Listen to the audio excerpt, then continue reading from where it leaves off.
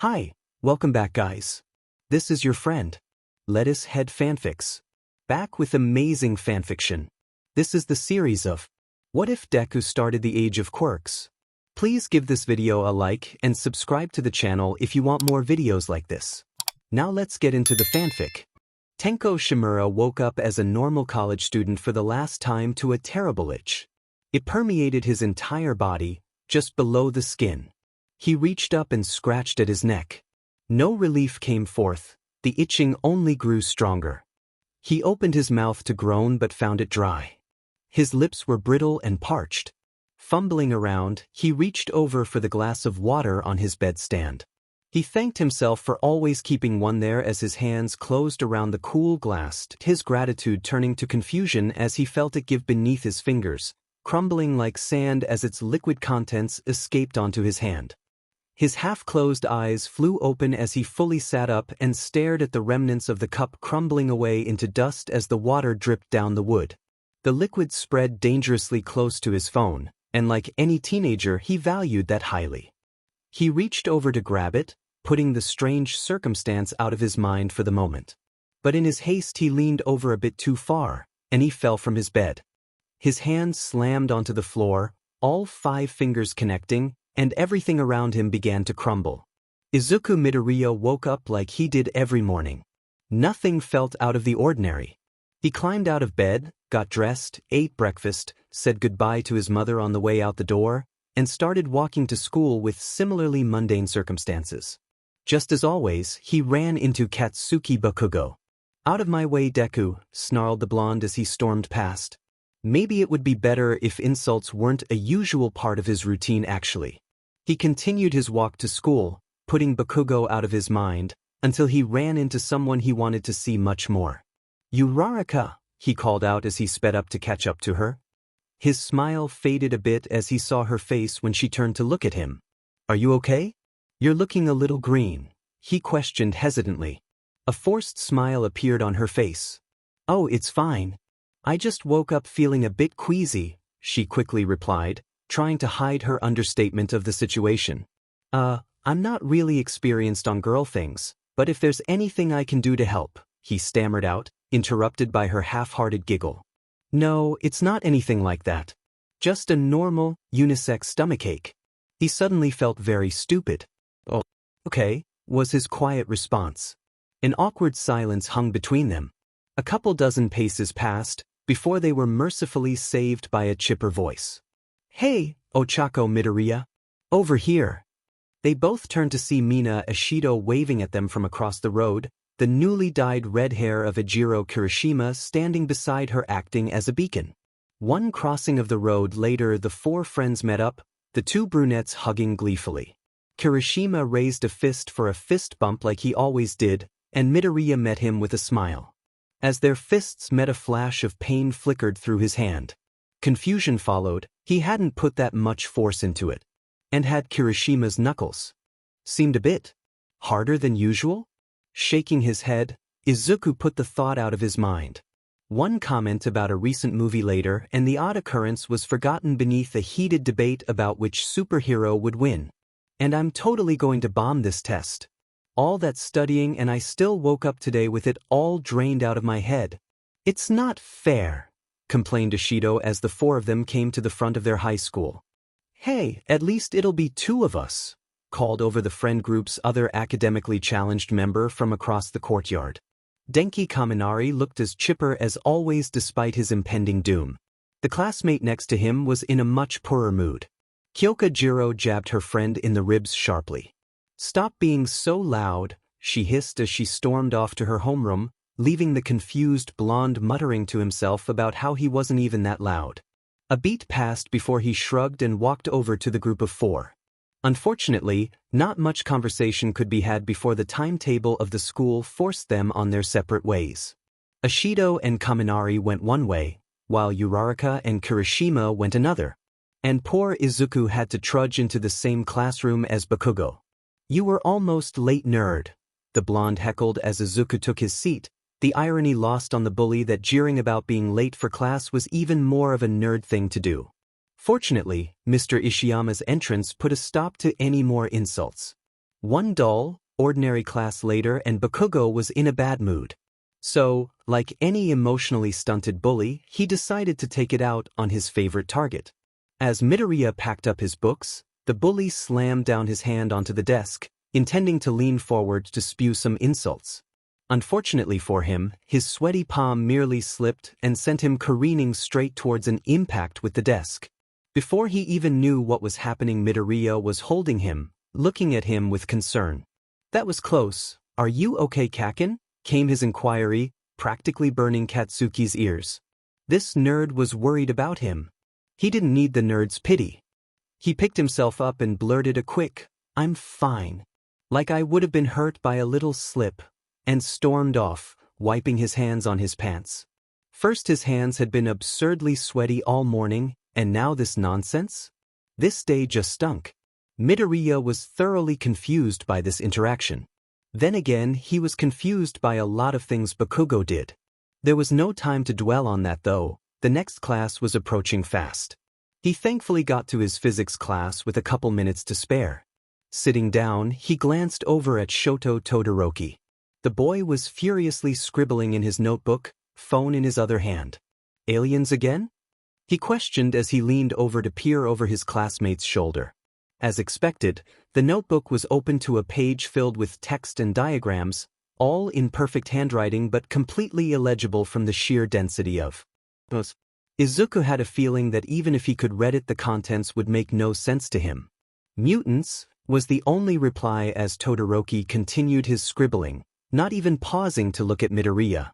He was certainly dedicated, though it might be better focused on something that wasn't an insane conspiracy theory. An awkward silence stretched out between them. With nothing better to do, Izuku prodded, "So, like nuclear waste mutants?" "Don't encourage him," called Jiro from a couple rows back, Momo Yaoyorozu chiding her from her seat right next to her friend, which Izuku couldn't make out as Shoto slammed his notebook shut. His purple-haired classmate flinched at the noise. "Here we go," Izuku groaned internally, recognizing the signs of his friend about to launch into a monologue about whatever conspiracy had caught his attention this week.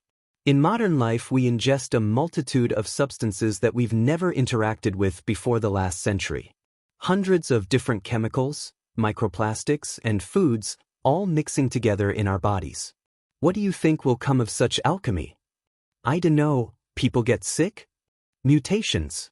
Specific combinations in specific circumstances within certain bodies, and the chemistry permanently alters their cells. These cells split and grow until the person is irreversibly changed. Cells mutate every day though. It's nothing new, most of them are useless or benign. Midoriya retorted, hoping in vain he could steer his friend out of this new rabbit hole. Yes, that's true. But the rate of new substances is increasing constantly. And thus, the rate of mutations will as well. With this ever-increasing rate, statistics dictate that a groundbreaking mutation will eventually take place. Already has. Izuku rolled his eyes. Yep, here they go again. And I suppose there's a government conspiracy to cover these up? You're learning. Why haven't we heard anything about these mutations, despite statistics telling us they should be happening? Because anyone showing these mutations is whisked away to secret labs to be experimented on, so they can learn more about these mutations. Super soldiers, suppressing mutations in the general population, biowarfare, we have no way of knowing what they could be up to. Shoto Todoroki always talked like a completely different person whenever he got deep into his theories. Izuku wasn't sure if he actually believed them or was just doing it to anger his father, like he had when he dyed his hair half red and half white. For his friend's sake, Midoriya hoped it was just a character, and that he wasn't completely bonkers. Thankfully, Ms. Kurose walked into the room and put an end to the rambling. A sigh of relief emerged simultaneously from every student in a 3-desk radius around the conspiracy theorist. Another class passed, and then another. Lunchtime rolled around and the friend group reassembled once everyone had gotten their lunch. Kirishima was on the other side of the cafeteria with Bakugo, and Ida was off with student council business with Yaoyorozu, but besides them everyone was here. Todoroki, Ashido, Kaminari, Jiro, Uraraka, and Midoriya were joined by Tsuyu Azui and Fumikage Tokoyami. Shoto ate in complete silence like normal, but surprisingly Jiro already had earbuds in and seemed to have no interest in conversation. Uraraka looked over as she sat down. Something wrong, Jiro? Her question went unheard. Kaminari shrugged. She's been having trouble all day. Something about everything being loud. I can relate. I too have been having issues with stimuli this morning. The light seems even more blinding than usual, chimed in Tokoyami, his sharp features examining Jiro as she ate her lunch without even noticing. Is that why your hair isn't perfect? Teased Mina. She was correct. His black hair was usually perfectly styled in one direction, to the point where people often said that in combination with his sharp facial features he looked like a bird of prey. But today it was ruffled slightly, like it had been done in a hurry. A scowl crossed the young man's face. No, I merely felt unwell this morning, so I was delayed in my rising and could not devote the necessary time. That makes two of us, added Uraraka. Maybe a bug is going around? Azui shifted in her seat and seemed as if she was going to say something, but closed her mouth and remained silent. Speaking of bugs, there's been a rumor online. Absolutely not, Todoroki. A quick pivot to their recent test and how certain Kaminari was that he had failed it avoided another long-winded rant from their resident conspiracy theorist. You okay, Tsu? Uraraka inquired as her friend finished her lunch. Fine. Just tired, the plain girl lied. And Uraraka knew it, but decided not to press. The group split up and went to their separate classes. The day stretched on unbearably for Izuku, every class seeming to be double its usual length. His body buzzed with inexplicable energy and he could barely stay in his seat. Once the final bell rang for Mr. Yagi's class, Izuku was out of there before the bell had even stopped. He felt a bit bad. Mr. Yagi was his favorite teacher, and he usually stayed a bit after class to talk to him, but right now he had to get out. On his way out he spotted the distinctive navy blue that his friend Tenya Ida always wore as the student council president ran towards the track, doubtless about to start his laps before the rest of the track team even got to the locker room. Breaking into a jog to catch up to his friend, Midoriya quickly caught up. Midoriya, that is not proper running form. You're going to overheat and injure yourself running with a heavy backpack on. It's fine, Ida, I barely feel it. Mind if I run a few laps with you? I've been buzzing with energy since lunch and I need to burn some off. Ida screeched to a halt. You haven't been indulging in high amounts of sugar, have you? Doing that in search of energy is dangerous and disastrous for your health. Midoriya chuckled and shook his head. Nope, no idea where all came from. Ida paused and thought for a second. We have some time before the track team arrives. You should be tired by then. I see no reason to refuse your request. Setting his backpack by the fence, Midoriya jogged behind his friend. He'd expected to run a lap or two before getting tired, but on the third lap he still felt like he drank 3 energy drinks. He picked up the speed, gaining on Ida and slowly passing him. Be careful, Midoriya, pushing yourself is unwise. I'm fine. Never been better. He did one final push of speed to reach the white line marking the next lap, and a white-hot bolt of pain shot through his leg. He stumbled and fell to the grass. What did I just say? Squawked Ida as he raced over. Right, my bad. Izuku admitted as he rubbed the back of his head. He could see the other members of the track team starting to arrive, so he decided to take his leave. Seems like that's an indication to stop. I'll let you get to your track practice, Ida. Be more careful, Midoriya, I wouldn't want you to injure yourself, his friend advised before walking off to greet the other members of the team. Midoriya picked himself up off the ground, grabbed his backpack, and left just as the team started their run. He expected to be sore after the run and fall, but he felt as good as new. He'd heard you got a boost in your physical abilities once PBRI hit, but he'd never thought it would be like this. His friends had all already left, so he walked home in silence, thinking about nothing in particular. He got home and his mother greeted him with cheer like usual, and after a quick bite to eat he went to get started on his homework. A couple hours and one meal later he was getting ready to go to bed when a feeling came to his attention. A light buzzing sensation, barely noticeable, underneath his skin. Thinking back, it wasn't dissimilar to the feeling of cooped-up energy that had haunted half of his classes. It was odd, and he didn't know what to make of it. After a few minutes he decided to just call it a night, dismissing the odd feeling as just his brain pulling tricks on him. Several houses over, Bakugo was brushing his teeth in the only way he ever did, screaming at the bacteria in his mouth to die. "Shut up, Katuski," boomed his mother from the other room. He spat out his toothpaste and retorted, "Make me." As he slammed the door to his room shut, he didn't notice the small spark that flickered in his palm. Everything was way too loud for Jiro. All day her teachers' voices had hurt her head and the din of the hallways between peers had been nearly deafening. She thanked her lucky stars that she had bought noise-canceling earbuds last year. She wasn't sure how she would have gotten through the day without them. And now on top of all of that her ears were hurting. The earlobes ached something fierce. Had her parents not already been asleep she would have asked for advice, but for now she had to SCK it up and deal with it. Needless to say, this had not been a good day. Tokoyami felt like he was being watched. He did not like it. He'd had this feeling all day, like unseen eyes were always fixed upon him. It was there even when he was completely alone. Even now, in the dark shadows of his room, he could feel someone watching him. He didn't get much sleep that night. In contrast to the others, Ishido had had a completely normal and pleasant day. She'd had a much better time taking that test than she thought she would, the information not as lost to her memory as she had thought. And her parents had made curry for dinner, and it was just delicious. A nice hot shower was the perfect capstone to a perfectly good day. But when she emerged from the shower and wrapped a towel around herself, she noticed something odd in the mirror. A small circle of skin on her left shoulder was standing out from the pale skin around it, its color a bright pink. Weird, is it just from the hot water? She touched it and didn't feel anything different about the sensation from either her finger or shoulder. Eventually she just shrugged and went back to getting ready for bed, assuming it would go away. She couldn't have been more wrong. Tsuyu Azui woke up feeling like she'd been sleeping in the desert. The overpowering urge for a shower practically dragged her out of bed, her dry skin shrieking in discomfort at the sensation of her sleepwear moving against it. Cold water flowed like liquid bliss over her skin. She normally would have turned up the dial all the way to the hottest setting, but for whatever reason she was perfectly content as she was.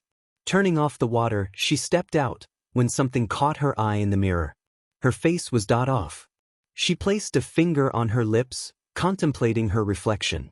It was still recognizably her, but something was different. Was her mouth bigger than it had been last night? She opened it to try and check. Hang on, had her tongue always been that long? The sounds of her parents downstairs woke Kyokajiro from her slumber. What were they doing down there that was so loud? Rolling over in bed, she savored the fading warmth. The sensation of something flopping onto her neck jerked her out of slumber. She reached up to grab the offending object, but as her hand closed around the cord, she felt sensation from within it. She sat up, both hands grabbing at the alien object. Again she felt sensation from it. There were cords hanging from her ears. In a panic she yanked on one of them, wincing at the flash of pain. Oh God, they were moving. She practically fell out of bed and raced over to the mirror. Thin cords hung from her earlobes, almost completely hidden by her hair. Kyoka brushed it back and leaned forward, inspecting the flesh where it met her earlobe. It melded perfectly, no seam or anything other evidence that it had suddenly appeared. Panic rose in Kyoka's throat. What was happening to her? Girls didn't just grow flesh cords out of nowhere. She took one in her hand, unnerved by the sensation she felt from it. It was made of skin like the rest of her body, feeling no different from anywhere else. At the end of the cord the flesh bulged outward slightly, before narrowing into an earphone jack. Okay, she was definitely dreaming. Freaky mutations were already well outside the realm of normalcy, but growing full earphone jacks and cords? Her subconscious had to try harder than that. She pinched herself. Nothing. She pinched harder. Still nothing. She drew back her hand and slapped herself across the face. But she still didn't wake up. The panic intensified. She wasn't dreaming. This was actually happening. What was she going to do? Todoroki's voice echoed in her ears, babbling about government cover-ups and secret labs where they dissected mutants. She tried to put it out of her head, that was nonsense. But doubt still remained. If this was happening to her, why would she be the first? What if he was right? It almost went unnoticed that the cords had raised into the air. She stared at them for a second, before experimentally trying to get them to move. It was an odd sensation, moving a part of her body that she hadn't had until this morning, but she got them to touch with not much effort. A beeping from her phone shook her out of her thoughts, and she winced at the volume. She stepped over and turned it off, her ears aching a bit from the noise. It occurred to her that her problems with hearing yesterday and this dot mutation were probably connected. But right now she had a far more pressing matter at hand. How the heck was she going to hide this? Grabbing a coat off of her chair, she put it on and pulled up the hood. Looking at herself in the mirror, she could still see the vaguest hint of the cords. She maneuvered them back into the recesses of her hair, until she looked completely normal. If you didn't look too hard. So, she could hide it. For now. Eijiro Kirishima almost slept through his alarm, scrambling out of bed when it went off the second time. Quickly throwing on a set of plain clothes, he scrambled downstairs to get something to eat before he had to leave. His parents were already off to work, so tossed leftover sausage onto a plate and into the microwave. Snatching it out of the microwave, he hurriedly blew on it to cool it off. He eyed the clock, first PRD growing ever closer. He needed to hurry. But as he bit down into the sausage, his teeth didn't cut into it as he had expected. As he chewed, the sensation only continued. The feedback didn't line up with his intuition. Swallowing, he ran his tongue over his teeth. What he felt there made him drop his fork and race to the bathroom. For a solid minute he simply stood there, mouth agape, as he stared at his image in the mirror. He had shark teeth. Okay, looking at it a second time, that wasn't true. He didn't have multiple rows of teeth or anything, but where he previously had normal rows of rectangular teeth, now instead were sharp, triangular teeth. Closing his mouth and curling his lips, he could see they slotted together to form the image of a cartoon shark mouth. Opening his mouth again, Eijiro reached in and poked one of his teeth with a finger. Yep, those were definitely sharp. What the hell? He puzzled over the sudden mutation for a while longer before realizing something. If he didn't leave right now, he was going to be late for class. So, faced with the choice between facing a fundamental change to his body or missing his workshop class, Kirishima obviously decided to deal with the issue later and bolted out the door. Hey, all he had to do was keep his mouth shut and nobody would notice. It was only after he burst into homeroom a minute late that he realized that he had left his breakfast uneaten on the counter. That got him in a much worse mood than his sudden acquisition of a mouthful of razor-sharp teeth. The beeping of her alarm clock shook Mina Ashido out of sleep in a terrible mood. As always, she would rather have slept for another couple hours. But that was school for you. She pawed at the clock, trying to hit the snooze button. After several attempts, the beeping finally stopped. She lay there for a second, blinking away the sleep when she noticed something. Her arm was pink. For a while she just stared at it, her brain stalling as she tried to process it. The skin all the way up to her elbow was a vibrant pink, after which it unevenly faded back to her normal skin color. What the hell, was all she was able to squeak out when she finally regained her senses. She practically tore off her shirt to get a better look at herself.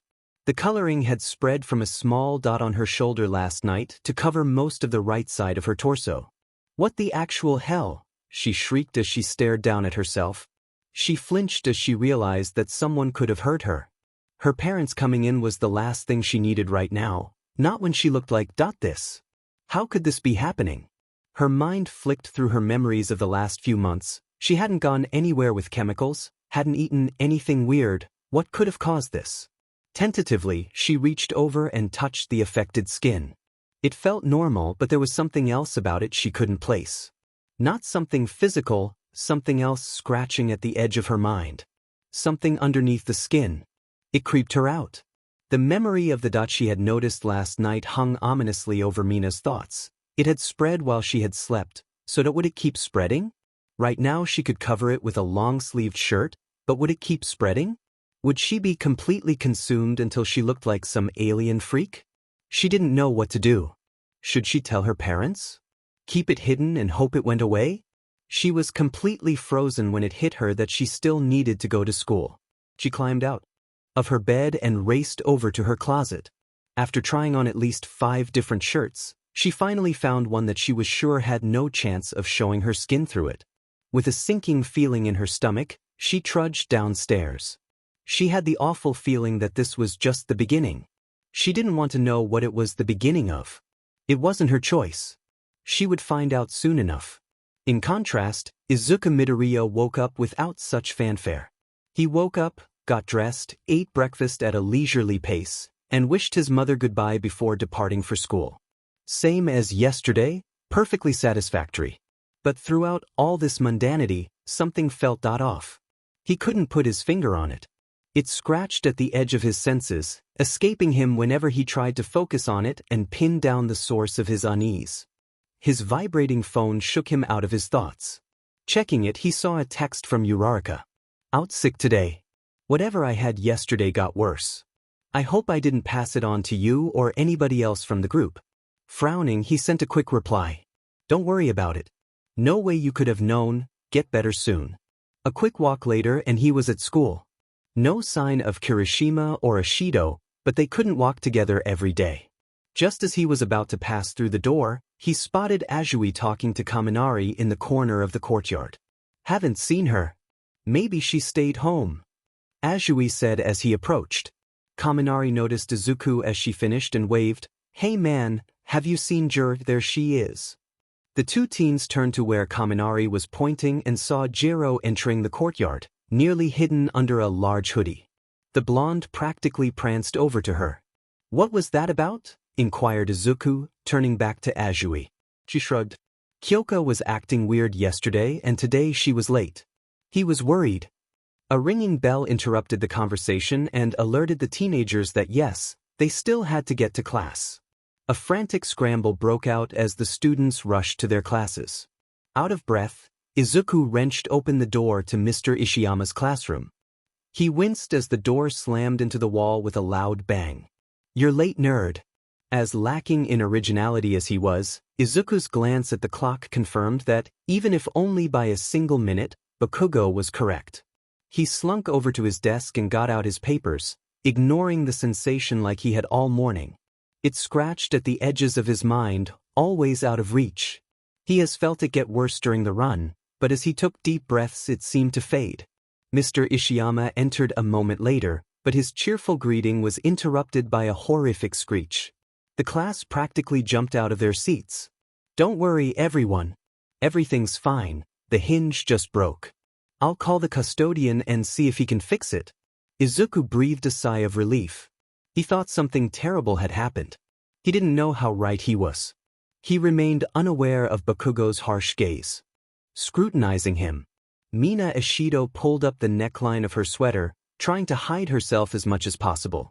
She wasn't sure if her altered skin would even be visible, but she wasn't going to take the risk.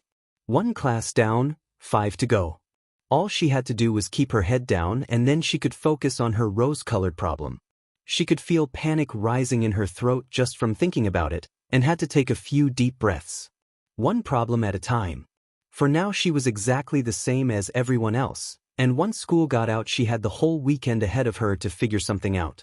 Just a few more hours staying under the radar. You okay, Ishido? She winced as Kirishima leaned over. Of course he'd noticed something was wrong, he was her best friend after all. But that was the last thing she needed right now. She needed to defuse the situation, give him a fake smile to put him at ease and throw him off the trail. Yeah, of course. Why wouldn't I be? She replied in a chipper voice, trying her hardest not to sound forced. She beamed at him with a wide smile, praying that it would be enough. He started to give her a similar smile in return, but quickly slammed his mouth shut after a second. For a single horrible second, she thought he was on to her. But then he gave her a small smile, lips closed, and said, well, if anything comes up you know I'm here. It isn't manly to bottle things up. Except I'm not a man, she giggled. Scoffing, Kirishima put a hand to his chest in an overdramatic manner. You don't have to be a man to be manly. And just like that, the odd occurrence slipped out of Mina's mind as they bantered back and forth like always, almost missing Mr. Yagi entering the classroom to start the class. As he started his lecture, Mina felt a terrible sense of foreboding. How would this last if he found out what was happening to her? She dared not pull up her sleeve to check if the pink had kept spreading. Would he ditch a freak like her? Something was wrong with Jiro. Denki Kaminari wasn't usually the most perceptive guy, but this time he knew what he was seeing. His friend had arrived to school uncharacteristically late, practically hidden in a large hoodie, and immediately tried to ditch him when he'd first seen her this morning. Not to mention, she'd been so touchy to loud noises yesterday. Denki may have been an idiot, but he wasn't going to just leave a friend out to dry. They didn't share first or second PRD, but for third they had seats right by each other. No running away this time. He sat patiently in his seat, waiting for her to arrive. He noted that she was running late again, practically unheard of for her. She finally entered the classroom with barely a minute to spare, looking like she didn't want to be there.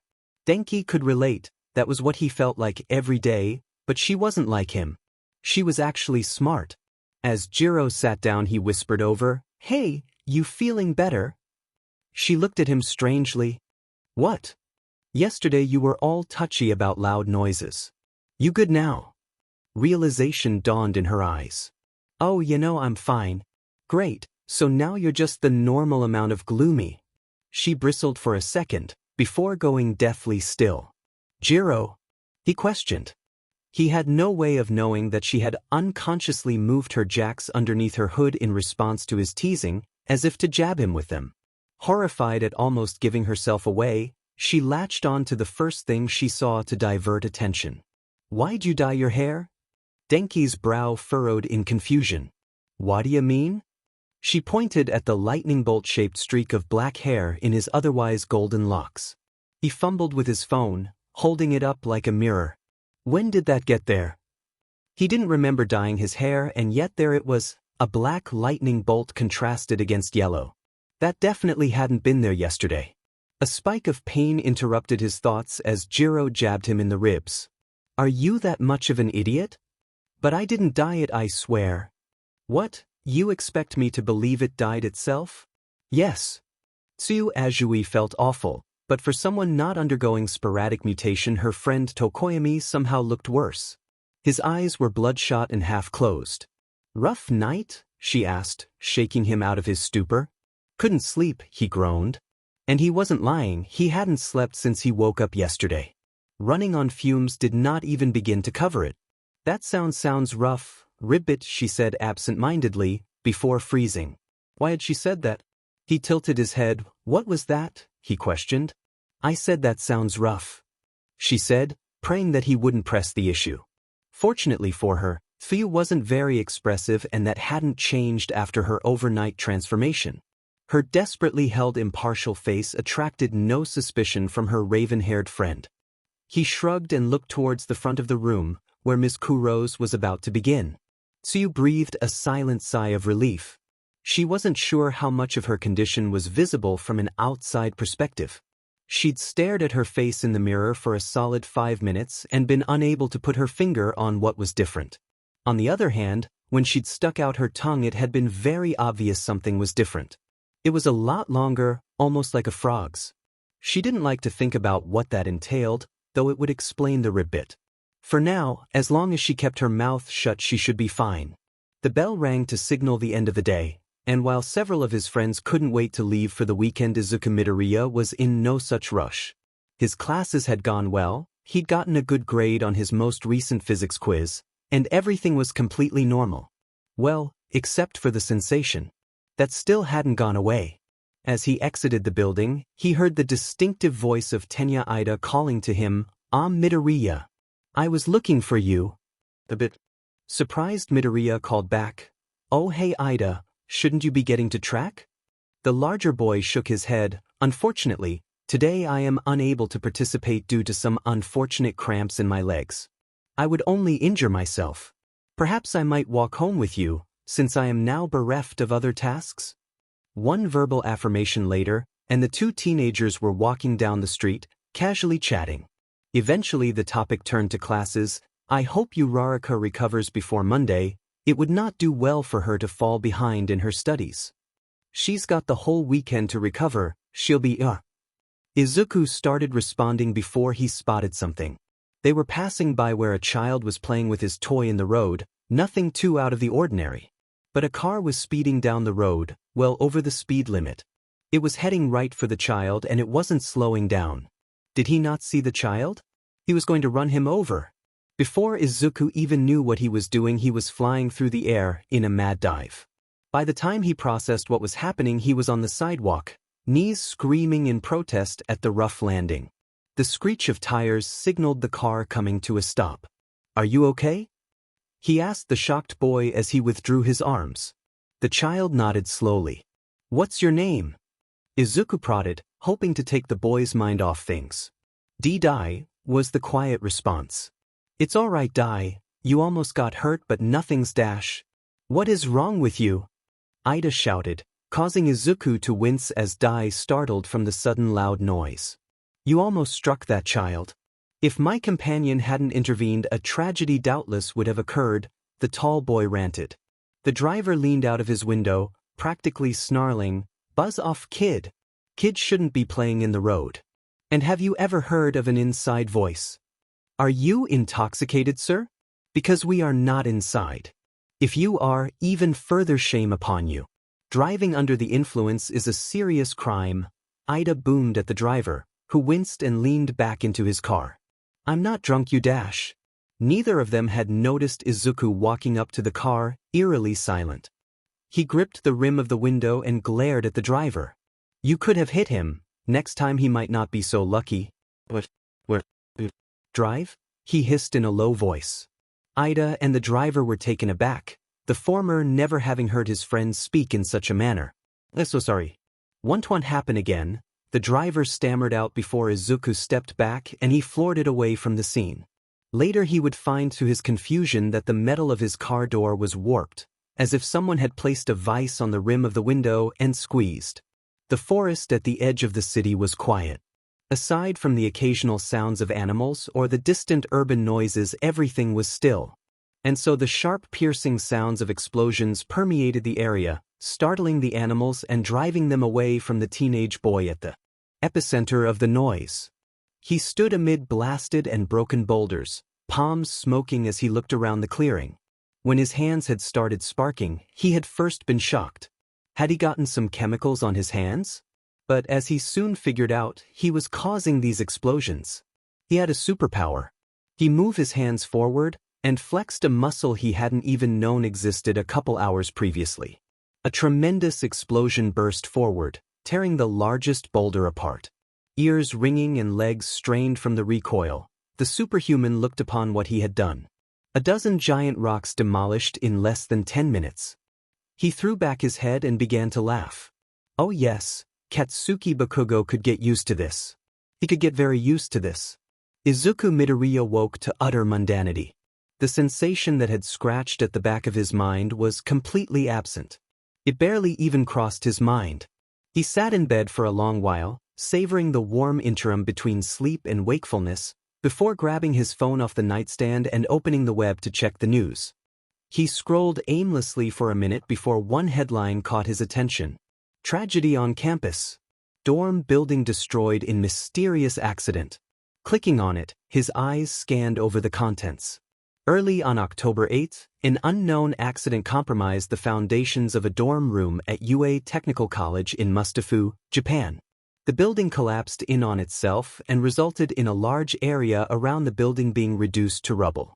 Several members of the students and faculty who were in the dorm or surrounding area are still unaccounted for. Among them faculty members Jin Bubigawara and Kenji Hishiki, alongside students Yo Shindo, Tenko Shimura, Hiroshi Tamida. Izuku closed the page. He didn't need to read victim lists this early in the morning. That was no way to start a day. He decided instead to shoot Uraraka a text. She probably wasn't awake, but it was worth a shot. You feeling better? The notification sound of her phone roused Ochako Uraraka from her sleep. She blinked open her eyes to see the light from the screen illuminating the room, and the many things floating in it.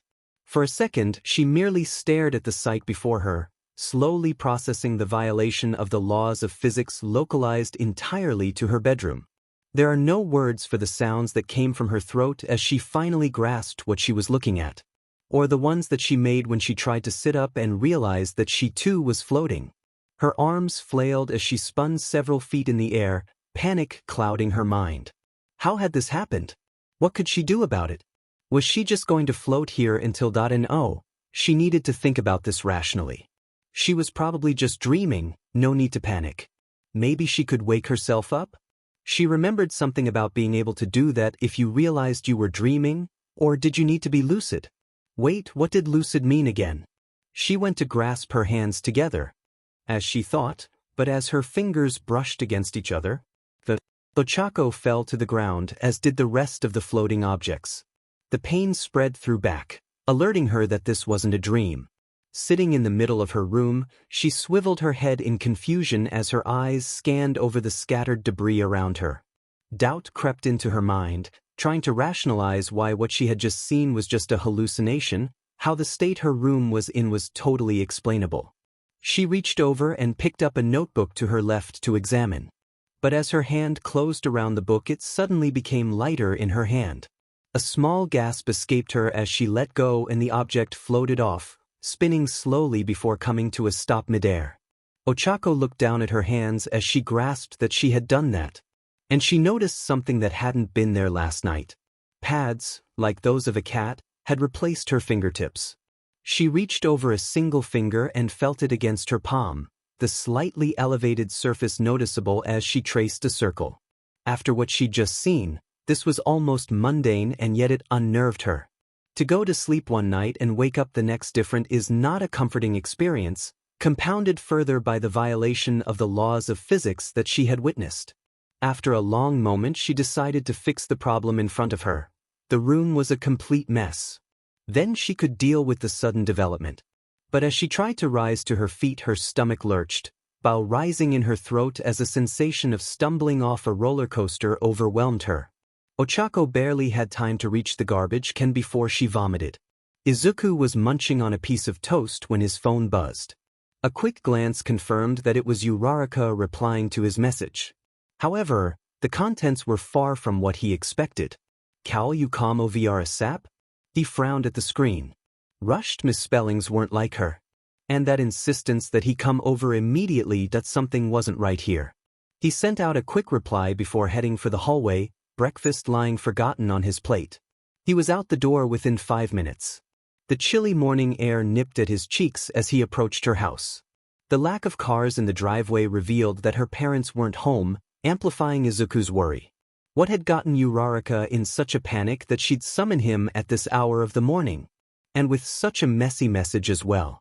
Izuku knocked 3 times, the harsh noise sounding even louder in the early morning quiet. A long moment passed, each second gnawing away at Izuku's peace of mind.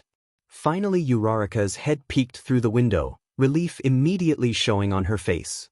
"Deku, you have no idea how glad I am to see you," she exclaimed, voice muffled by the glass between them. She disappeared back into the house and noises could be heard as the knob turned. But the door didn't open, the knob twisting erratically as the sound of fumbling echoed from behind it. Izuku's concern multiplied. "Do you not need help?" he asked quizzically, tilting his head to the side as he tried to figure out what was taking her so long. "Sorry, it's just really hard doing this without my fingers," came the response from the other side of the door. A long beat passed before Izuku grasped what she had said. And then he panicked. "Uraraka, if you can't use your fingers then you really should call the emergency dash," he stammered out before being interrupted. No, I can use them. It's just well, it'll make sense in a second," she tried to explain, continuing her fumbling with the doorknob. This did not ease Izuku's worries. Finally the knob turned all the way and the door slid open, revealing a sheepish Uraraka. "Sorry about that, please come in," she motioned. Izuku hesitantly stepped inside, following her down the narrow hallway, wondering what this was all about before. He stopped dead in his tracks, staring at cup in front of him. A cup that was floating in midair, in complete violation of the laws of physics. Are you seeing this?" he asked quietly, as if raising his voice would knock cup off its unseen perch. To his surprise Uraraka didn't seem fazed at all. Instead she sighed. "Yes, I am. Well, I should just show you," she said quietly, before reaching over to another cup sitting on the counter. She closed her hand around it, before releasing her grip as the cup started to rise into the air. Izuku could only stare at what was unfolding before him, slowly noticing the numerous other objects floating around him. He turned his attention to Uraraka and found she was watching him carefully, as if gauging his reaction. Izuku understood that he needed to be very careful about how he handled this. He opened his mouth, closed it, then opened it again, trying to find the right words. Eventually the silence grew long, so he tried to just cut to the heart of the matter. "How are you doing this?" he tentatively asked. Uraraka flushed red, and for a moment he thought he'd said the wrong thing. "I don't know. I just woke up and everything was floating. I can't figure out how to make it stop," she said, panic laid on thick as she waved her hands frantically. Her outstretched fingers brushed against a pot, which promptly began to float. "Oh no, not again," she wailed as she grabbed onto it, trying to keep it down. But something had caught Izuku's attention. "Hey, could I see your hands?" he asked, earning a strange look. Uraraka put out her hands and he took them, noticing her flinch as he touched them. He tried not to think about the implications that would normally accompany such an action as he turned her hands over. He ran a finger over the pads that had appeared since he last saw her, feeling their smooth texture. A cat's paws came to his mind before his thoughts were interrupted as she pulled away from him. Her fingers curled inward as she shrank into herself, watching him with a wary expression. Neither of them really knew what to say. They didn't really have much experience with localized violations of gravity or being alone together, but Izuku was trying really hard to keep that out of his mind, especially with how she obviously hadn't had a chance to change out of her sleepwear. Nope, he was definitely not thinking about that. He took a deep breath and took stock of the situation. Uraraka was clearly looking to him for help, and he didn't want to let her down. The issue was that he had no idea what he was supposed to be doing. Should he be looking for a solution? Did this problem even have one? Was it even a problem to begin with? Should they call her parents? But wait, she would have already done that if she wanted to? So why call him? He shook his head, clearing his thoughts. One thing at a time. His mind latched onto a single idea. "Just start from the beginning, tell me everything you remember," he asked tentatively, trying not to spook his friend. Now that he thought of it, Uraraka should probably sit down. "Let's sit down and just try to figure things out." She nodded silently, her face twisted into a mask of worry. Izuku walked over to her couch and sat down, patting the spot next to him in an attempt to put her at ease in some sense. As Uraraka sat down, he noticed that she conspicuously kept her hands raised and away from the couch. A quick glance upward revealed the reason for the couch missing one of its cushions as it floated above their heads.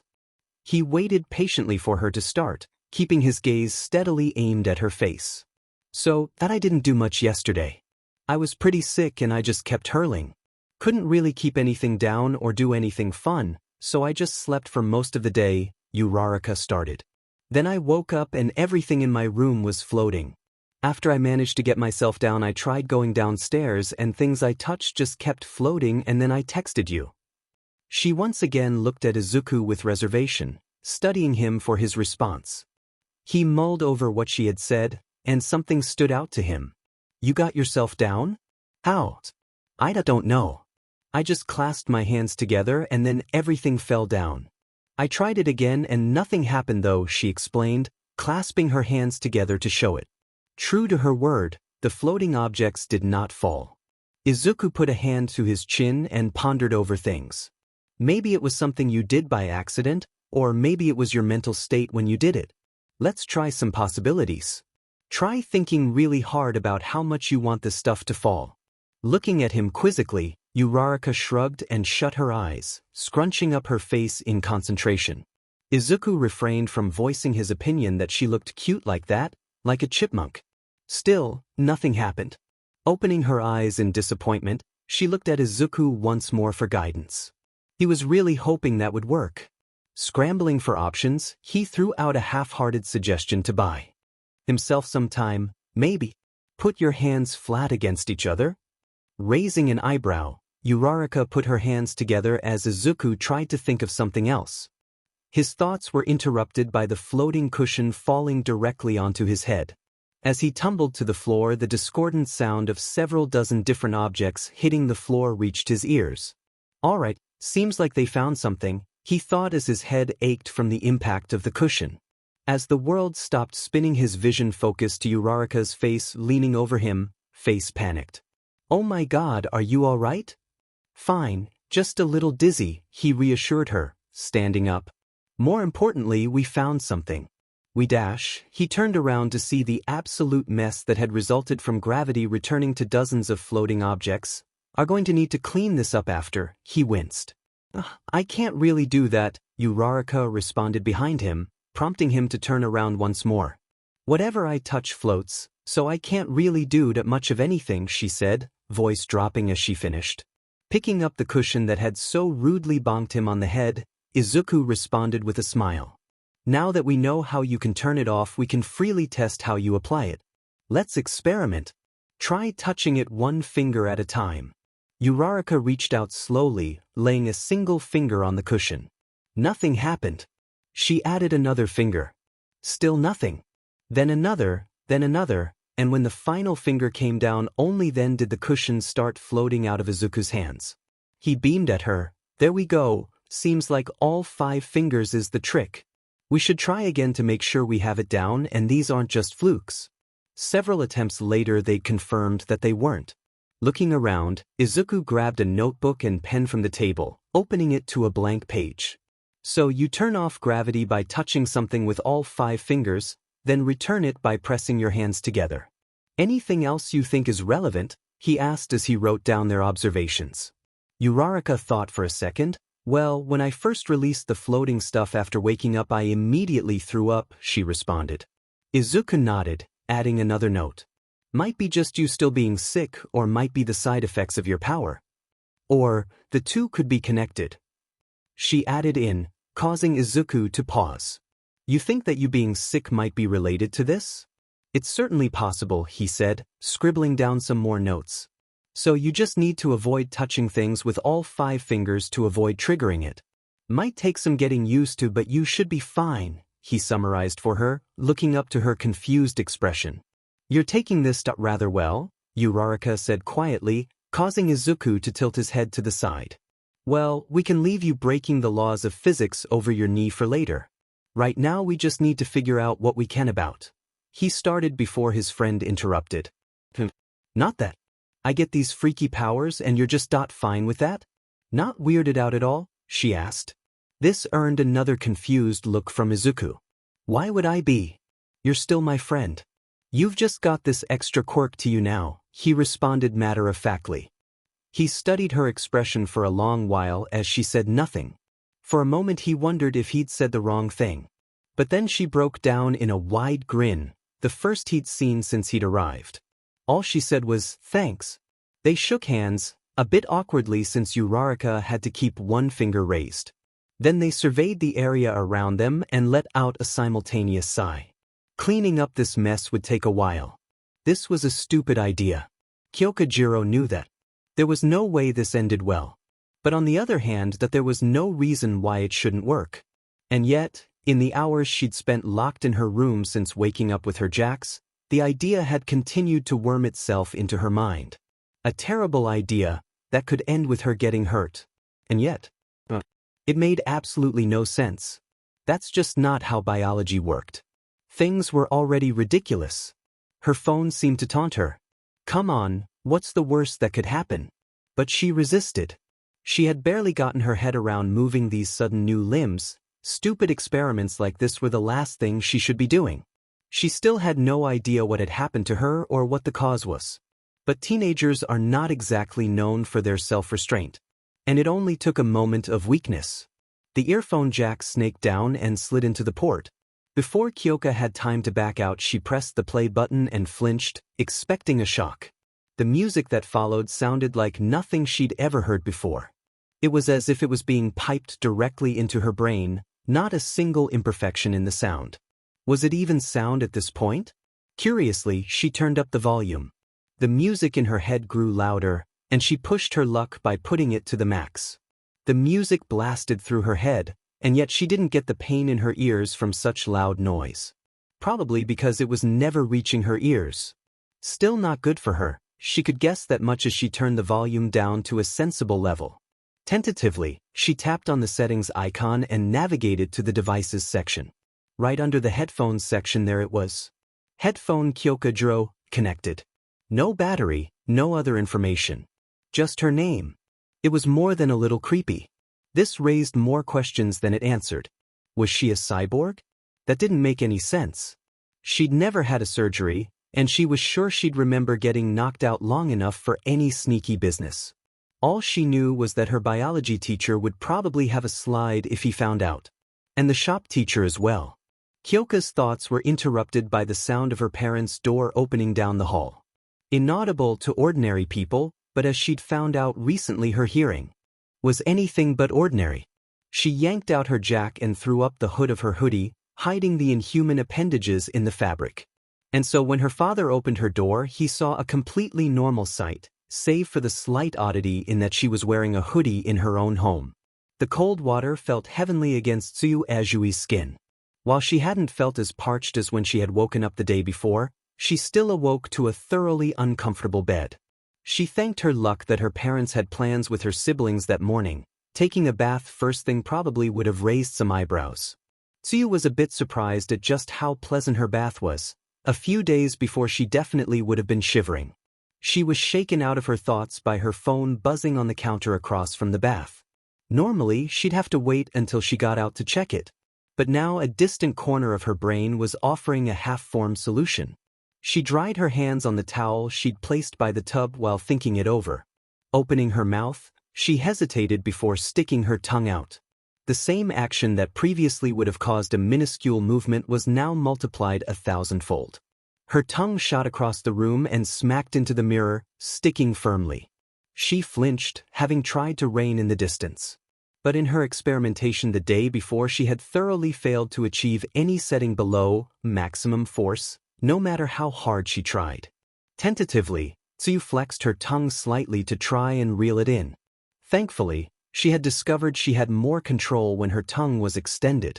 The tongue detached from the mirror with a wet slurping sound and landed directly on her phone. She carefully wound her tongue under it, the movement unfamiliar to her. Once she was sure she had a firm grip, Tsuyu flexed harder, dragging the long fleshy appendage towards her. Releasing her phone at just the right time, it fell right into her open hand as the tongue snaked back into her mouth. She fumbled with the phone, and for a second fear gripped her heart that she might drop it into the water. But she got a firmer grip after a moment and turned it on. The notification displayed the message she'd sent to Uraraka before getting in the bath, and its reply. Tsuyu Ajui, you feeling better? Need me to bring anything over? Ochako Uraraka, much better. Deku came over so you don't need to bring anything. See you on Monday hopefully. A small smile tugged at the corners of Tsuyu's normally deadpan face. Midoriya had come over? Was something finally happening? Mina would be over the moon. It was then that she noticed that her phone was wet? That didn't make sense. She'd made sure she'd dried off her hands before. Oh right, she'd grabbed it with her tongue. Her tongue, which was covered in saliva. Maybe that wasn't the best idea after all. Mina Ashido spent most of the morning in the blissful state between sleep and waking. The back of her mind tugged at her that she needed to be really worried about something, but the enveloping warmth of her bed kept those thoughts buried deep. It wasn't until her phone vibrated on the nightstand next to her that she finally had a reason to draw herself into full awareness and open her eyes. She blinked away the bleariness and reached for her phone, flinching at the light as she turned it on. Tsuyu Ajui, thought you might want to know, Midoriya went over to Ochako's house this morning to help her. Normally, Mina would be ecstatic at the gossip, doubly so since it involved romance. But unfortunately, she had bigger concerns at the moment. Namely, that the hand grabbing her phone was pink. The day before she would have dropped the phone in shock, but now she simply sat there in silence. She spent a minute like that, just processing that yes, it was continuing to spread and no, it didn't seem like it was going to stop anytime soon. Eventually she sighed and sat up, examining her right arm. All the skin on it was now the same shade of bright pink, lacking the spottiness at the edges it had had the day before. Mina could almost say that it looked natural. Like it had always been that color and hadn't just suddenly jumped halfway up the color spectrum. The color vanished into the sleeve of her sleepwear, prompting her to drag herself out of bed. She shed the obscuring clothing, shivering at the sudden cold air. Her phone had told her that it was almost noon, but it certainly didn't feel like it. She thanked her past self for deciding to put that mirror on her wall, despite it never getting more than a few minutes of use before this. Almost her entire chest was now covered by pink skin, only starting to break up once it reached her neck. Even then it still reached high enough that even the highest of necklines would leave discolored skin exposed. She ran a hand over the skin and felt unnerved at how she couldn't distinguish by touch where the divide between normal and affected skin was. She peeked under the one remaining article of clothing on her upper body and found some relief that her chest still looked all right. Not that it was going to matter with all the layers she was going to have to wear to cover up everything else. And a guy seeing it? That possibility was dead and buried. Not while she looked like an extra in a monster movie. Looking at her closet, Mina quickly came to the conclusion that if she was going to keep hiding this, she definitely needed more clothes. A lot more clothes. She let out a sigh. And she was so close to affording that really nice karaoke machine she'd had her eye on. Not like she was going to get much use out of it now anyway. Denki Kaminari was feeling pretty good about himself. Normally he'd have spent all of Saturday morning playing video games, but today he had started off instead by finishing his homework. He wasn't sure what had possessed him to do so, but now he had the rest of the weekend to do whatever he wanted, and that felt great.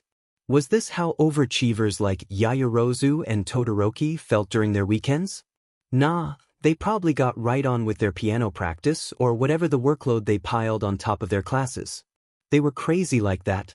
But all this thinking had made him quite hungry, so Denki headed down to make himself lunch an hour earlier than usual. While he has done the responsible thing with his homework, his choice of meal was not as wise. He grabbed a box from the freezer and dumped out the frozen junk food into a plate. But unfortunately, he would never get his reheated serving of excessive salt and fat. Because as he placed the plate inside the microwave and reached for the controls, the machine sputtered, sparks jumping from the buttons to his fingers. There was a sizzling sound and suddenly it began to smoke, the electronic display flickering out as the smoke alarm overhead began to shriek. Mom," was the only thing he could muster to call out. "Denki, what did you do this time?" His mother called from the stairs as she came down. "Nothing, I swear. It just started smoking." The boy hastily offered up in his defense. His mother got a look at the ruined device and her expression switched from annoyance to concern. "You didn't get shocked, did you?" He thought it over a second. "It didn't hurt, so did I know?" he responded. A sigh was the response he got. "I guess we have to get a new microwave." Denki ended up having cereal for lunch, eaten outside to get away from the smoke. Needless to say, he was not pleased with the situation. Shiro Tsubasa was in a bad mood. The pudgy teen had found the perfect spot to set up his goods, away from any prying eyes. After all, who would expect kids to come to school on the weekends? It was perfect. And yet despite his advertising of what he could offer, he'd only had a single customer in a couple hours. It wasn't like he could bail out and go play video games. If someone actually did show up, he'd definitely never get anywhere once the word got out that he'd been a no-show. He idly spun a bag of powder in his hands, shivering of the thought of the men who had sold it to him. They'd creeped him out, but it would all be worth it if he could get this going. He could smell the money already. The thud of shoes against concrete snapped him out of his money-hungry fantasies, and he instantly locked onto the approaching figure. A customer, finally. As they neared the shaded corner where he had set up, he recognized them. Katsuki Bakugo. They'd been friends back in elementary school. From what he'd heard, the guy hadn't changed a bit. Still a punk with a perfectionist streak, Shiro was a bit surprised to see him coming for his supply. But he didn't really care as long as he got his money. "Bagwo. It's been a while. What can I do dash? You can shut the hell up to start," came the venomous reply to his greeting. Tsubasa recoiled, clutching his merchandise. This certainly wasn't what he was expecting. "Here's what you're going to do. You're going to go home, toss all this in the trash, and stop making us all look bad with your pathetic little side gig," continued Bakugo as he continued to advance on the shorter boy. And I'll be nice enough to forget that any of this ever happened. In spite of himself, nervous laughter escaped Shiro as his back hit the wall. Oh, that's what this is? And what are you going to do about it? He sneered back in a failed attempt to maintain composure. Beat me up? The school would expel you in a snap. Can't have that on your perfect record, can you? He continued, all too aware of how he was figuratively and literally backed into a corner. Go to the teachers and your racket gets a light shown on it, retorted Bakugo, looming over the shorter student. Shiro merely laughed in his face. And we'd go down together, how does that sound? He mocked the aggressor. He was all too willing to play this game, despite what his pounding heart was saying. Bakugo moved slightly back and closed his eyes, inhaling deeply. A maniac grin split Shiro's face. Bakugo had lost and he knew why. And the next thing Shiro felt was heat and pain. He slammed into the brickwork and toppled to the ground, barely managing to catch himself before his head struck the ground. What the hell? What had just happened? He tried to regain his bearings as his vision swam, his head pounding from the pain. His ears were ringing from something. It was Bakugo's voice that finally cut through the haze. That felt as good as I thought it would. Reconsidered yet? Came his arrogant sneer. Shiro whirled towards his attacker, or at least where he thought he was, and was met with a blast of heat. He scrambled back, hands scraping against the concrete. Bakugo was doing this? Did he have some firecrackers? He couldn't be that crazy. I'm pretty nice, so I'll give you another chance. Pack it up. Go home. The teenager looming over Shiro continued his grandstanding, and as the pudgy boy's vision began to clear, he got a good look at his assailant. His hands were completely empty. How was he? And then tiny sparks crackled in Bakugo's open palm. Shiro barely had time to goggle at the sight before the older boy grabbed him by the shoulder and yanked him to his feet. His body was screaming at him from the first blow. His shoulders erupted with pain as he was shoved against the brick wall, but that was the least of his worries. Bakugo's free hand reached for his squirming target's face, and Shiro had no warning before the palm was right in front of his eyes. A few sparks lit up his vision before. Shiro screamed as the explosion blasted his face with heat, and pain twofold split his world, both from the impact and his head being shoved into the bricks. He crumpled like a rag doll to the ground as Bakugo released him, blubbering a series of incoherent noises as he tried to get a coherent thought through the agony. Last chance. We can do this easy way or the hard way, came a voice. From above him. It took Shiro a moment to remember where he was. In spite of everything, he snarled at the silhouette above him. You freak, he spat, blood leaking from his mouth. He had bitten his tongue. You're finished. The moment the school hears about this. He was cut off by Bakugo seizing him and dragging him to his feet. In that moment Shiro saw Bakugo's face, and anything resembling resistance was washed away in an instant. In the face of that terrible smile, Shiro felt like an insect. An insect under the shadow of a boot. Who's going to believe you? The day was still young, but Mina Ishido was still sweating bullets under her scarf. She was already getting a few strange looks from passers-by. Not like she could do much about it, she thought as she pulled it up a little higher, making double sure that her neck was hidden. The pink had spread up her neck now, stopping just short of her chin. Were it not for the scarf, she was sure she'd be getting far more strange looks. And worse. She cursed her bad luck for having to delay the trip a day. Sure, she could hardly say no to an impromptu board game afternoon, but his timing could not be worse. She just hoped he hadn't gotten too suspicious when she'd had to refuse to play Twister, or how she had been wearing gloves the entire time. Her thoughts were interrupted by someone bumping into her shoulder. On instinct she turned towards the person and got a look at his face. He looked her over, his mouth open to say something before turning away. As he vanished into the crowd, Mina clocked where she'd seen him before. He was in one of her classes. Mina was pretty sure she'd caught him checking her out a couple times. So, the complete indifference in his eyes hurt all the more. Mina knew it was stupid. Some guy whose name she couldn't even remember didn't look at her like a piece of meat anymore. That should be a good thing. Unfortunately, teenagers are creatures of shallow pride, and Mina had always liked to flaunt her looks. She wasn't vain per se, but she knew she was pretty and liked being acknowledged for it, even subtly. And now she had to hide all that under layers of fabric. Suddenly the sweater and gloves felt too tight, the scarf suffocating, the hood itchy. Needless to say, she was not in a good mood when she entered the clothes store. And it only got worse when she started looking at the price tags. She was definitely not going to be buying anything for herself anytime soon. The pile of clothes in her basket kept growing. Extra long pants, with not a chance of showing skin. But then they had to be breathable, summer was coming up. Turns out that those two things did not overlap too often. An hour later and she'd barely made any progress. Already exhausted, she called it a day for that section and trudged over to the center of the store to look for where they kept the gloves. It took her far too long to find it, and by the time she finally made her way over she was seething. Mina from a week ago would be horrified at the state she was in, but week ago Mina didn't have to deal with what present-day Mina did, so she could shove it.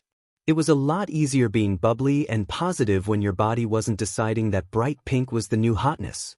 So lost in her own head she was that she didn't notice someone calling her head. It was only when someone tapped her on the shoulder that she acknowledged that someone was trying to talk to her. "What do you want?" she hissed as she spun around, already at the end of her rope and already fed up with whoever was bugging her. It was only when Uraraka stepped back, eyes wide, that Mina registered what she just did.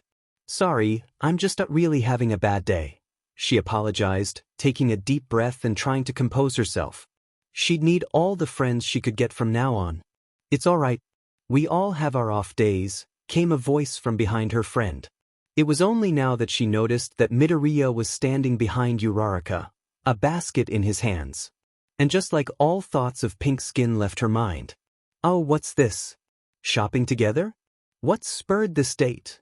she crooned as she eyed her now blushing classmate.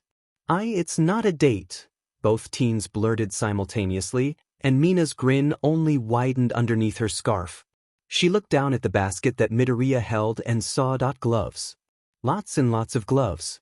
Not that she could judge, what with what she had come here to do, but that was a lot of gloves. Tilting her head, she inquired on it, starting a new fashion trend? Or are gloves in right now? She couldn't quite place the look in her friend's eyes before she looked away, embarrassed. "I just thought that gloves looked good on me, and I brought Deku along so he could be a second opinion," she explained, leaving herself wide open. And Mina pounced. "And of all guys you just had to choose him?" she purred, leaning in as Uraraka went from blushing to scarlet. "He's my best friend, who else would I choose?" she squeaked as Midoriya's brow furrowed in confusion. "That's not what it looks like to me." Mina continued her offense, but Uraraka chose a retreat and dragged Midoriya away as Mina cackled. As the two brunettes disappeared into the aisles, she could faintly hear her male classmate's confused voice. "Wait, what did she mean by dash?" Then they were out of earshot and Mina was alone with her thoughts once more, in a significantly better mood than before. Nothing like romance to get her out of a funk. Turning her attention back to the task at hand, she continued her search for gloves. Unlike the ones that Uraraka had been pursuing, the ones she needed would have to cover the entire gap between hand and arm, leaving no chance for a slip of cloth to expose her. Unfortunately, the only ones she'd been able to find in her house had been way too thick, and she was sweating like a pig under the heavy fabric. Mina could not wait to swap these out for a thinner pair so her skin could actually breathe. But it was as she was reaching for another pair that her worst fears were realized. Pink skin, shiny with sweat, glinted back at her from the outstretched hand. "Oh no. Oh no no no no and no." Her glove had a hole in it? She had double-checked the pair before leaving. She had been absolutely sure there were no holes. She bolted towards the changing rooms, clutching the exposed hand to her chest. Panic screamed in her ears, 1,000 terrible possibilities closing in from every direction. Her scarf shifted down her face as she ran and she reached up to correct it, but wait, now the hole was exposed. But her neck! She couldn't let anyone see her neck. Oh God, she couldn't breathe. The basket in her other hand suddenly seemed like it was full of lead, the changing rooms a marathon away. It was only when the door to the changing room slammed shut behind her that she finally managed to catch her breath. She was safe, nobody could see her in here. Nobody would point at her freakishly colored skin. Nobody would judge. She tentatively snuck a peek at the hole in her glove. Sure enough, a jagged hole large enough to stick a finger through marred the material, exposing the pink skin underneath. She definitely would have noticed if there had been a hole that large when she'd found the gloves in the closet. Plus, she wouldn't have been sweating nearly as much with a big hole acting as ventilation. Wait a second, that sweat looked a bit too thick. She stuck a finger into the hole and was rewarded with the sound of sizzling. Removing her finger, she balked at her now bare fingertip. As Mina watched the cloth continued to dissolve as the substance ate away at the glove. A drop of it dripped off her finger and landed on the floor, where it ate away a sizzling hole in the floor. Acid. She was sweating acid. Fantastic, just fantastic. As if things couldn't get any worse. She stifled a frustrated scream, settling for punching the wall instead. But the hard surface gave way under her fist, and when she pulled it back a divot had appeared, slowly growing as the acid ate away at the wall. Looking down, her now bare knuckles glistened with acid as the rest of the cloth on her fingers disintegrated. Oops. Ochako turned towards the sound of someone running and caught a glimpse of Mina practically sprinting towards the changing rooms. Huh, did she have a wardrobe accident? Then again, she was just acting weird a moment ago. Her attention was drawn away by Deku holding up another pair of gloves for her to judge. Unfortunately, he'd made a terrible choice. Bright yellow? Really, Deku? She couldn't help but giggle at the ridiculous sight. Her friend flushed red at this condemnation, stammering out an excuse. "Well, I thought it would match with one of your outfits." She only continued to giggle. "Since when have you ever seen me wear bright yellow?" she questioned when she finally managed to catch her breath. Her friend's brow furrowed as he racked his. "You know, good point," he sighed as he put the obnoxious gloves back. She loved her friend, but his fashion sense left a lot to be desired. Wait a second. Once again, her thoughts were interrupted as a finger tapped on her shoulder. Turning, she beamed as she recognized the ever-blank face of Tsu. "Hi, Ochako," her friend warbled in her usual low tones, and Ochako wrapped her in a hug. "Tsu. Funny running into you here," letting go she added on, "I just saw Mina too, what a coincidence." Tsu tilted her head as she inquired, "Oh really, where is she?" Ochako pointed a finger towards the far corner of the store. "She went over to the changing rooms," she answered as she took a moment to look down at what her friend was carrying. "More gloves. Good. Seems like we were all thinking the same thing, gloves for everyone." Strangely, Tsu seemed unnerved by her comment. "Yeah, gloves. Just thought I should get some ribeye right now." Odd. Normally her friend was unflappable. And now gloves were making her all skittish? Come to think of it, Mina had been acting pretty off too. For the third time in as many minutes her attention was dragged away before the thought could fully form. This time, however, the interruption was far more violent. Shouting rang out from deeper in the store. "Look, sir, it's very simple. Just show me what you're planning to pay for that with, and we don't have a problem." Ochako recognized that voice as one of the security guards of the mall. A bit of a stickler for the rules, but she'd never had too much of a problem with him. I don't gotta put up with this. I haven't done anything," rasped a much younger voice, unpleasant and grating in the ears. The group of teenagers edged closer to the noise, morbid curiosity driving them on. As they exited the aisle they caught sight of the argument. A deluge of dirty green hair, the color of sludge from an awful dye job, obscured the argumentative customer's face as he lambasted the security guard. "Look, if you can't show that you can actually pay for these, I'll have to dash." He didn't get a chance to finish his sentence before he fell forward in a blur of movement as his legs were swept out from underneath him. Before the teens could even react, the criminal was bolting past them and towards the exit. He was fast, vanishing out the door before the security guard could even begin shouting into his radio about a thief. A few articles of clothing drifted to the ground, fallen from the thief's bag. Deku was already over by the toppled man's side, helping him to his feet. "Are you all right, sir?" "Certainly, been better, young man, but thank you." The portly guard groaned as he cracked his back. "Don't suppose any of you managed to get a good look at that punk's face?" None of them had. And so they left the guard to his duties, talking into his radio about finding the thief. But when they made their way to the cashiers shortly afterwards, they ran into him again. He was facing away from them, muttering into his radio. "Can hold down the mall here while you take him to the hospital." Dear God, and I thought him knocking me down was Bidash. It was then that he noticed the teens. "Oh, sorry. Didn't see you there," he murmured as he stepped out of their way, lowering his voice to an inaudible whisper as they walked past him. But they'd already heard enough to put at least some of the pieces together. As the cashier took their items, Ochako was struck with a question. Should we have done something? Mina barely even noticed the commotion outside. She had her own problem to deal with. She'd managed to get all the acid off her hands. Unfortunately, her gloves were beyond saving and there was now a hole in the corner of the room. All that acid did have to go somewhere after all.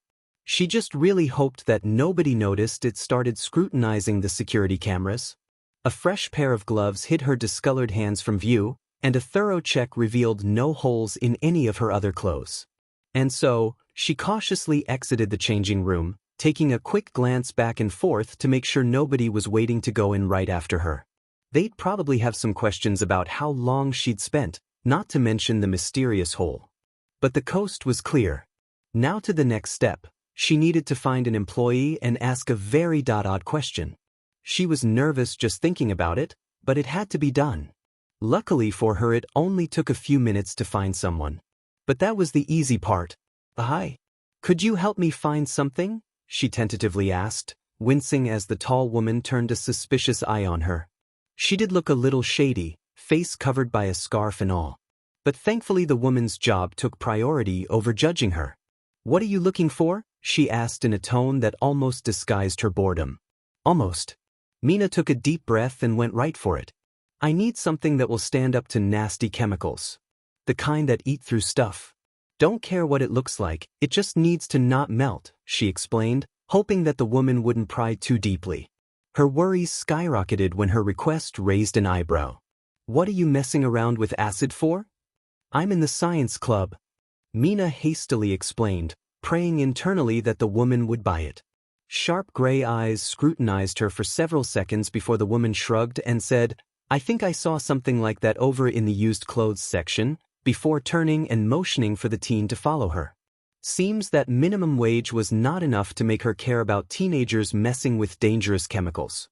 A few minutes later, Mina was waiting uneasily for the store attendant amidst the dusty racks of used clothes at the far end of the store. She'd never come to this part of the store before, preferring to get her clothes new. But desperate times called for desperate measures. She bounced on the ball of her feet, not sure what she was about to buy. And here it is. Got it. Off some defunct circus a few years back, I think. Nobody's so much as given it a second glance, but you did say you didn't care what it looked like, the woman said, finally emerging with the article of clothing. The bodysuit was a mess of purple and turquoise splotches. Mina wouldn't say that it was ugly, but it certainly wasn't the colors she would have chosen. Attached at the back was an impractically small brown jacket with a fur collar. One positive at least was that from first glance it would fit her, and she really couldn't ask for more. Though that being said, "Why the jacket?" she asked, motioning at the extra accessory. The woman shrugged and checked the tag. "Dunno, it doesn't come off. Seems just as tough as the rest of the thing though. It was a circus after all, they wanted flair I suppose. Don't know what loony performance this was designed for though," the woman eyed Mina warily. "You sure you want this? Wearing it will show off a lot of skin. You okay with that?" Her observation was correct. Taking a look, Mina could see that the chest was very low cut on this one. But beggars can't be choosers. "I'll make sure to wear something under it," she responded with a shrug. Like how she was ever going to be caught dead in this. She'd be wearing it under her clothes in case of an emergency. She'd much rather explain why she was wearing brightly colored spandex under her clothes than why she had bright pink skin. And in the worst case, it would let her keep some of her dignity. Exposing her secret was one thing, she was not exposing herself at the same time if the acid went wild. "I'll take it," she confirmed to the attendant, raising an eyebrow. But the woman simply handed it to her and left without another word. Mina thanked whatever gods were out there. She was finally understanding those people who were always talking about a social battery. Turns out when you had insecurities gnawing away at you, Social interactions drained you pretty fast.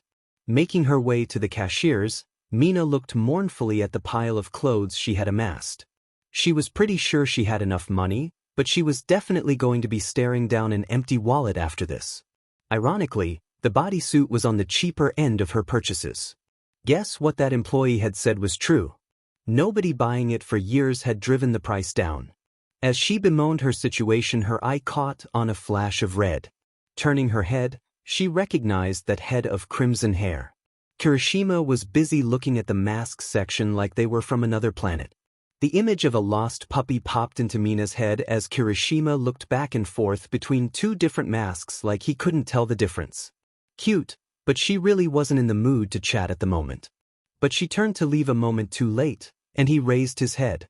Their eyes met and Mina winced internally as recognition flared in his eyes. "Ashido," he called across the aisles, before flinching and glancing around like he'd done something wrong. "Did he think you weren't supposed to raise your voice in a clothes store?" The lost puppy image only grew stronger. Before Mina could come up with a good excuse to leave, he was already next to her. "Never thought I'd see you here," he chirped as he looked down at her basket. "Wow, that's a lot of clothes." Mina's brain scrambled to come up with a convenient explanation for her gross overspending. Then she kicked herself. No way Kirishima would know the first thing about how much clothes cost. Not unless she brought attention to it. So instead, she just smiled and lied. "Oh, just refreshing my wardrobe." Of course, he didn't know. If Kirishima had a fashion sense, she had horns. The guy dressed exclusively in t-shirts and shorts. And the most frustrating thing was that it worked. He actually managed to make that look. Hold out, wait a minute. Her thoughts were interrupted by Kirishima taking notice of the masks in her basket.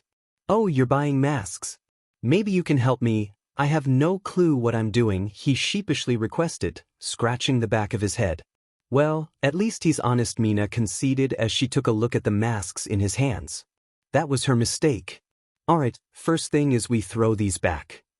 She started with separating the half-dozen bright red masks from the others. "But they match my hair." "Aren't you supposed to match?" he said defensively as Mina resisted the urge to facepalm. "No. If you try to match with your hair, you're just splitting up the color between the top and bottom of your face. You want to match with whatever shirt you're wearing." She walked over to where he'd been grabbing masks and tossed back the crimes against fashion he'd been trying to buy. In barely a minute, she'd grabbed a much better set of masks. "There we go, that should be much better," she said as she handed them to Kirishima, before something occurred to her. "Hey, why are you buying masks in the first place?" Kirishima's eye darted back and forth, and Mina could have sworn that the look on his face was familiar. "Same as you, just trying to switch things up." "Thought I'd start with something small," he said, a bit too quickly. "Well, everyone starts somewhere. Hopefully you don't repeat that war crime you almost committed," Mina joked as she started heading towards the cashiers. "Hey," came the indignant response as Kirishima chased after her. As the clerk started scanning her items, Mina found her mood strangely lifted. At least her sudden forced makeover would always be second in ugliness to whatever Kirishima unleashed upon the world when left to his own devices when buying clothes. Without really thinking, she turned around to face him. "I was pretty down today, soda, thanks," she said quietly, half drowned out by the beeping machine. Kirishima tilted his head quizzically, before breaking into a wide smile. "Anytime." And Mina couldn't help but smile back just as wide. Except as she looked at her. Friend, something was off about his smile. What was it? He looked normal enough. Was it something with his tea? "Hang on, you're spending how much on clothes?" Mina followed Kirishima's gaze to the little screen above the register and paled. She had expected the total to be high, but not this high. She really was going to be broke after this. Naomasa Tsukachi needed another cup of coffee. The suspect sat in the prison cell before him, staring dead-eyed at the wall. He'd robbed a clothes store in the Kiyoshi Ward shopping mall, attacking a security guard when confronted. Then another had tried to stop him as he fled the scene, only to be strangled into unconsciousness. The man was still in the hospital for a crushed trachea. He was lucky to be alive. The suspect should have gotten away scot-free after that, with police only arriving once he was long gone. But then they'd found him unconscious outside of this very police station. With the security footage on hand and his easily recognizable sludge-green hair, he'd been put away immediately. But the entire situation smelled fishy to Naomasa. His stolen good had been deposited a few feet away from him. No way he could have simply dropped them. And then there were the burns covering his arms and torso. "I'll ask again, can you please describe your attacker?" He prodded once more, trying to get a response from the sullen criminal after minutes of silence. "If I spill it, will you scram?" the dirty man hissed back. Now he was getting somewhere. Promptly, he assured. The robber spat at the floor and cleared his throat. Didn't get a good look at his face. I think he had a mask. He was wearing all black. Didn't see the freak until he started blowing stuff up. That caught Naomasa's attention. "Blowing stuff up? Can you elaborate?" he asked, earning a look of pure loathing from the dour criminal. The freak was making explosions out of his hands. "Hurt like hell." Suspect uses concealed explosives, wrote down Naomasa in his clipboard. Clearly the man had been confused. A hidden weapon was likely at play. Unconventional to say the least, he wondered how one would prevent backlash. Or perhaps this individual was simply unconcerned with their own well-being. But that did explain the burns. "That will be all," he said as he stood to leave, ignoring the glob of spittle that the criminal spat in his direction. It seemed he had a vigilante on his hands. It was too early in the morning for Shota Aizawa. Actually, in the morning it all was too early for him. But this was the career he'd chosen, been so generously forced into by Hizashi back in high school. So, he had to deal with it. The kids were already beginning to trickle in for homeroom, and he was already tired of them. Class didn't start for 10 minutes. What were they even doing there? Didn't they have better places to be, places that weren't bothering him? He was jolted out of his self-pitying slump by his phone ringing. Not his personal phone, but the school phone sitting on his desk. He sighed and picked it up. He swore, if this was Namuri trying to rope him into more counseling nonsense, he was hanging up on her immediately. Instead, the gruff voice of the vice principal resounded in his ears. "Aizawa, we've got a request from a parent regarding your homeroom class. She's waiting on the line." Aizawa moved the phone away from his mouth to sigh. "Great, another complaining parent." He leaned back in and responded, "Patch her through." There was a click, and then a distinctly feminine voice asked, "Hello? Is this Mr. Aizawa?" "Yes, you've got him." "What seems to be the issue, ma'am?" There was a brief pause before she responded. "It's about my son. Normally, you could pick Mina Ishido out from any crowd. It wasn't just her bright clothing, it was the way she moved and how she was always chatting with someone. But today she was unrecognizable. Her face was almost completely hidden behind an oversized face mask, comically large sunglasses, and an obscuring hoodie. Not a patch of skin was visible to any casual observer, and the only remaining identifiable feature was the curly brown hair that peeked out from underneath her hood. In other words, she looked sketchy as hell. She'd gotten more weird looks in the last 15 minutes than she had received during the rest of her life combined. But it was a necessary evil. She resisted the urge to reach under the mask and scratch an itch. With her gloves it would be fruitless.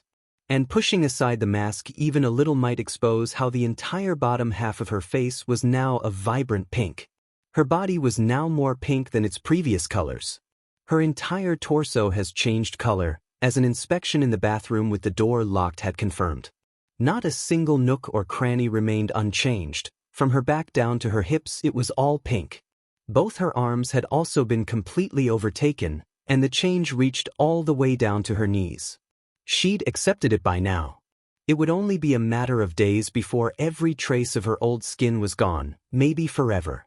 For the foreseeable future, this was her new wardrobe. It could always be worse, of course.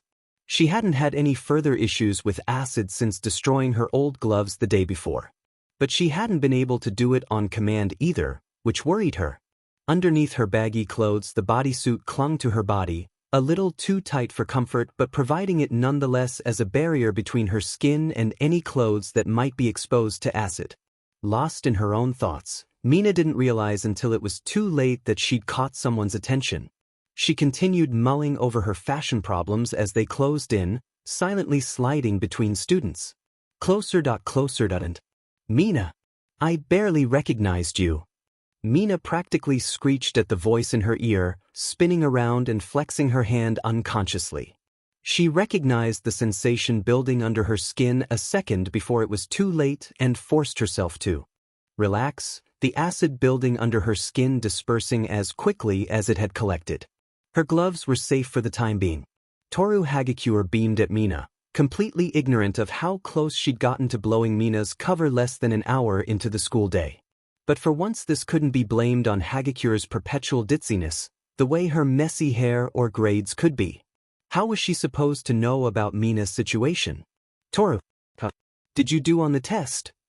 Mina responded a cheery tone, quickly plucking out the recent test as something to divert the conversation away from her clothing. Not too bad actually. I was freaking out over it, I was totally sure I bombed it, but I only got a 79-inch. Mina had actually been in the reverse, convinced that she'd done well only to get a but that had dropped down her list of priorities rapidly when a bigger, pinker problem had presented itself.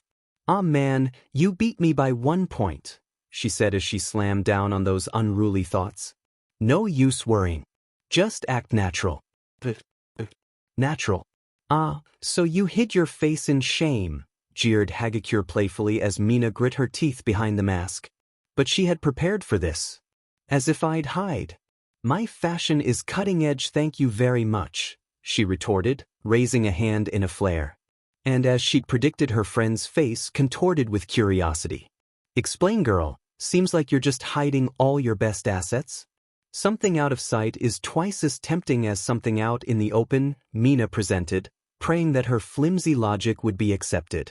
She needn't have worried. Hagakure took the bait, hook, line, and sinker. Oh, I like the way you think, let's see if it pays off. Gonna have to do something about that mask though, you need some color to break up all that black. How about? Mina was surprised how easy it was to slip back into casual talk about fashion with her old friend. They chatted until the bell rang and a minute or two after that. It was a welcome comfort that she would sorely need in the day ahead. Eijiro Kirishima was rarely seen without a beaming grin on his face. He always told people that it wasn't manly to have a frown stuck on your face. And yet there he was, blank-faced as he walked to school on Monday morning. It wasn't that he hadn't tried to make sense of what had happened to him. He'd filled the entire top row of his computer screen with tabs for anything that might give him answers. Teeth suddenly getting sharper. Why do I have shark teeth? Sudden teeth changes? What do sharp teeth mean? Hallucinations of sharp teeth. Can you have sharp teeth naturally? And a dozen other searches. None of them had given him any help whatsoever. He'd made sure to clear his history afterwards. His parents had never snooped through his computer before, but he wasn't going to take any chances. So here he was, going to school like nothing was wrong, trying to ignore the problem in the hopes that it would go away. Just act normal. The issue being, the more one tries to force normalcy, the harder it becomes. Now that he was trying so hard, he became hyper-aware of every little thing out of the ordinary. Every insignificant sound or detail was amplified 1,000-fold. So, when Uraraka appeared in the classroom door, Eijiro instantly took notice of the hushed conversation she was having with Midoriya. He couldn't make out anything they were saying, and she kept glancing around furtively. Odd, he'd never known them to be so secretive. As quickly as they'd arrived, they finished their conversation, and Eijiro was able to hear a single word as they parted ways. Tonight. Uraraka passed him on her way to her seat, and he took notice of how close to her chest she was keeping her hands, as if she was trying to avoid touching anything. Her precise care drew attention to her hands, and Eijiro couldn't help but notice that she was wearing gloves. He'd never seen her wear gloves before. This strange occurrence stuck with him as class began, but he was shortly to have bigger things to occupy his mind. All things considered, Tsuyu Azui had to concede that things could be worse. Sure, she had spontaneously developed the ability to stretch her tongue, she was constantly feeling dry, and she didn't even know how to describe what had happened to her hands. But with gloves on and her hair still slightly damp from her morning shower, she felt normal. Just as she had the week before, she sat in the classroom taking notes as Ms. Kuros described how acceleration changed based on atmosphere density. Just as before, the class drew to a close and the students shuffled off to their next classes. It was all so routine, so unaffected by her circumstances. Tsuyu appreciated that. She didn't much appreciate the noisy rush as nearly 1,000 students tried to fit into narrow hallways, but that hadn't changed from last week either. As she reached the halfway point to her next class, she was able to hear the bickering duo before she saw them, even over the babbling of countless overlapping conversations. Come on please, Jiro. I'll just take a second. One peek. They're my notes, idiot. Not my fault you're this close to flunking. Tsuyu finally pinpointed their location as Jiro shoved Kaminari away, the clingy blonde immediately bouncing back like rubber and trying to grab her hands again. Tsuyu couldn't see him, Jiro was in the way, but she knew he was pulling out the puppy dog eyes. Hi, she introduced herself with as she finally closed the distance, and Jiro startled at her voice. She whirled around, only to relax a moment later. Oh, hi Tsu, she replied, adjusting her hoodie. Can you tell Sparky here that if he wants to graduate he should actually take notes instead of begging me for mine a couple hours before the test? Kaminari bristled at that. Oh come on, it's not that bad. Our microwave got busted on Saturday and I couldn't study while they got out all the smoke. And Sparky? Really? That's your new nickname for me? Yeah, 'cause of your dumb hair. Almost as dumb as you thinking I would actually buy that it took 2 days to clear out smoke from a single microwave. Jiro retorted. Tsuyu took a second look at Kaminari and she was right, there was a patch of darkened hair in the shape of a lightning bolt. He must have dyed it. You can borrow my notes if you want, Kaminari. Tsu, no. Don't encourage him. Jiro exclaimed, a hint of desperation in her voice. He'll never learn. Hope flared on Kaminari's face for a moment before his brow furrowed. Wait, are you even in Math 102? Tsuyu realized her mistake. Oh, I'm in math, sorry Kaminari. Kaminari practically melted as he realized she was going to be of no help. I'm doomed, he wailed as he clung to Jiro, oblivious to her shrinking away from his touch. The only thing that can save me is you, Jiro.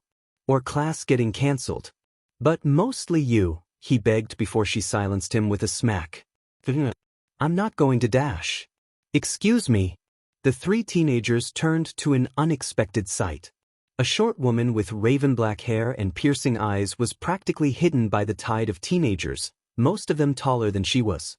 She looked apprehensively at them and Tsuyu could have sworn she'd seen her before. You're Kaminari, Jiro, and Azui, right? She asked. 3 nods answered her question and she continued. You're all friends with my son Fumikage. That's where Tsuyu had seen her before. She'd visited his house a few times over the years, but had never interacted much with his family. Do any of you have any idea where he might be? By now they were alone in the hall, class mere moments from starting. There was absolutely no chance of mishearing Mrs. Tokoyami. Tsuyu's brow furrowed in confusion. No, is there something wrong? She asked, worry increasing as the older woman's face fell at her response. No one has seen Fumikage since last night. The interrogation room smelled faintly of detergent. Despite the wider open space, it felt far more cramped than the waiting room Tsuyu had spent the last half hour in. The investigator sat down across from her without a sound. His face was blank as he raised a notepad and cleared his throat. Hello there, Ms. Azui. I'm Inspector Naomasa. I'd like to ask you a few questions regarding your friend Tokoyami. Tsuyu responded with a silent nod. When was the last time you saw Fumikage Tokoyami? At the end of school on Friday. I said goodbye to him at the school gate. The investigator scribbled down her answer. Did you notice anything strange about his behavior in the days leading up to his disappearance? He said he was having trouble sleeping.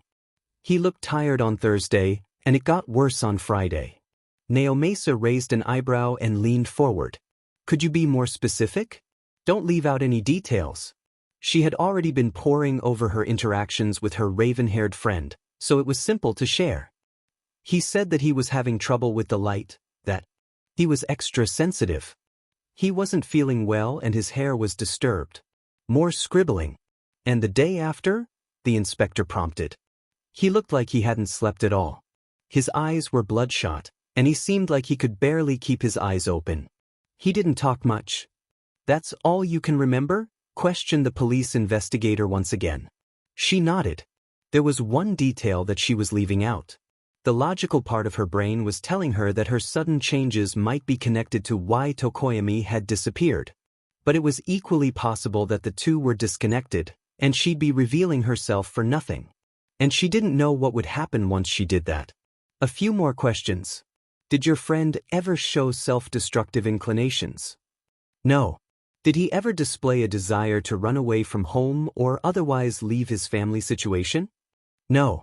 Were there any other oddities in his behavior prior to Thursday morning? No. A long pause stretched as the inspector continued to write on his notepad. We've already learned from his parents about your circle of friends and the band he was a part of. Are there any other groups that Tokoyami was involved with to your knowledge? Even minor ones? She paused for a moment. No. Naomasa eyed her, eyes slightly narrowed.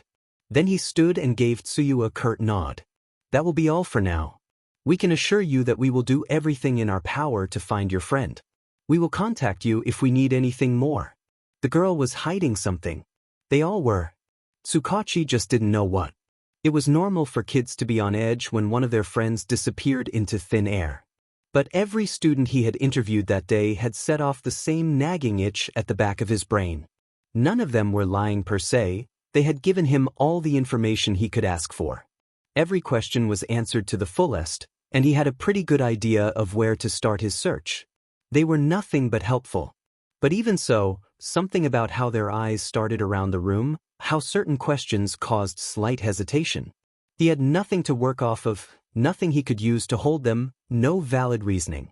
Even still, his subconscious was screaming at him that something fishy was afoot.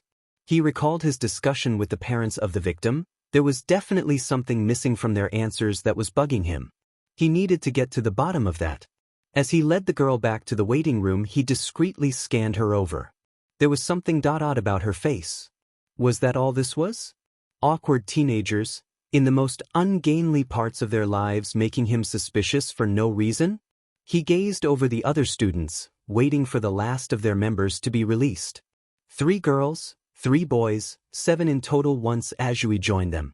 He checked over his notes. He drew a line through the names Kaminari and Yaoyorozu. Momo Yaoyorozu hadn't struck him as on edge as the others, and her student council duties would likely mean she wouldn't have the excess free time needed for whatever was going on. Meanwhile, Denki Kaminari had been the most obvious of the 6 remaining students. But an overheard conversation about a poorly worded wish to miss a test gave him an excuse. And not to be impolite, but he didn't strike Tsukachi as bright enough to hide something big, which left him with 4 students. He eyed the 2 brunettes, Izuku Midoriya and Ochako Uraraka. They had sat next together at each opportunity and kept exchanging glances.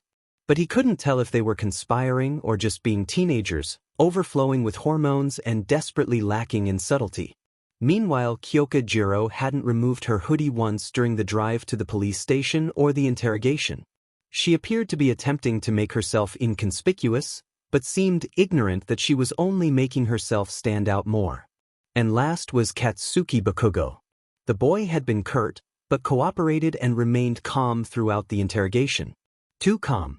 As Azui sat down, Tsukachi looked over them another time. They looked ordinary enough. But something kept telling him that he didn't have all the pieces to this puzzle. He was going to get to the bottom of this.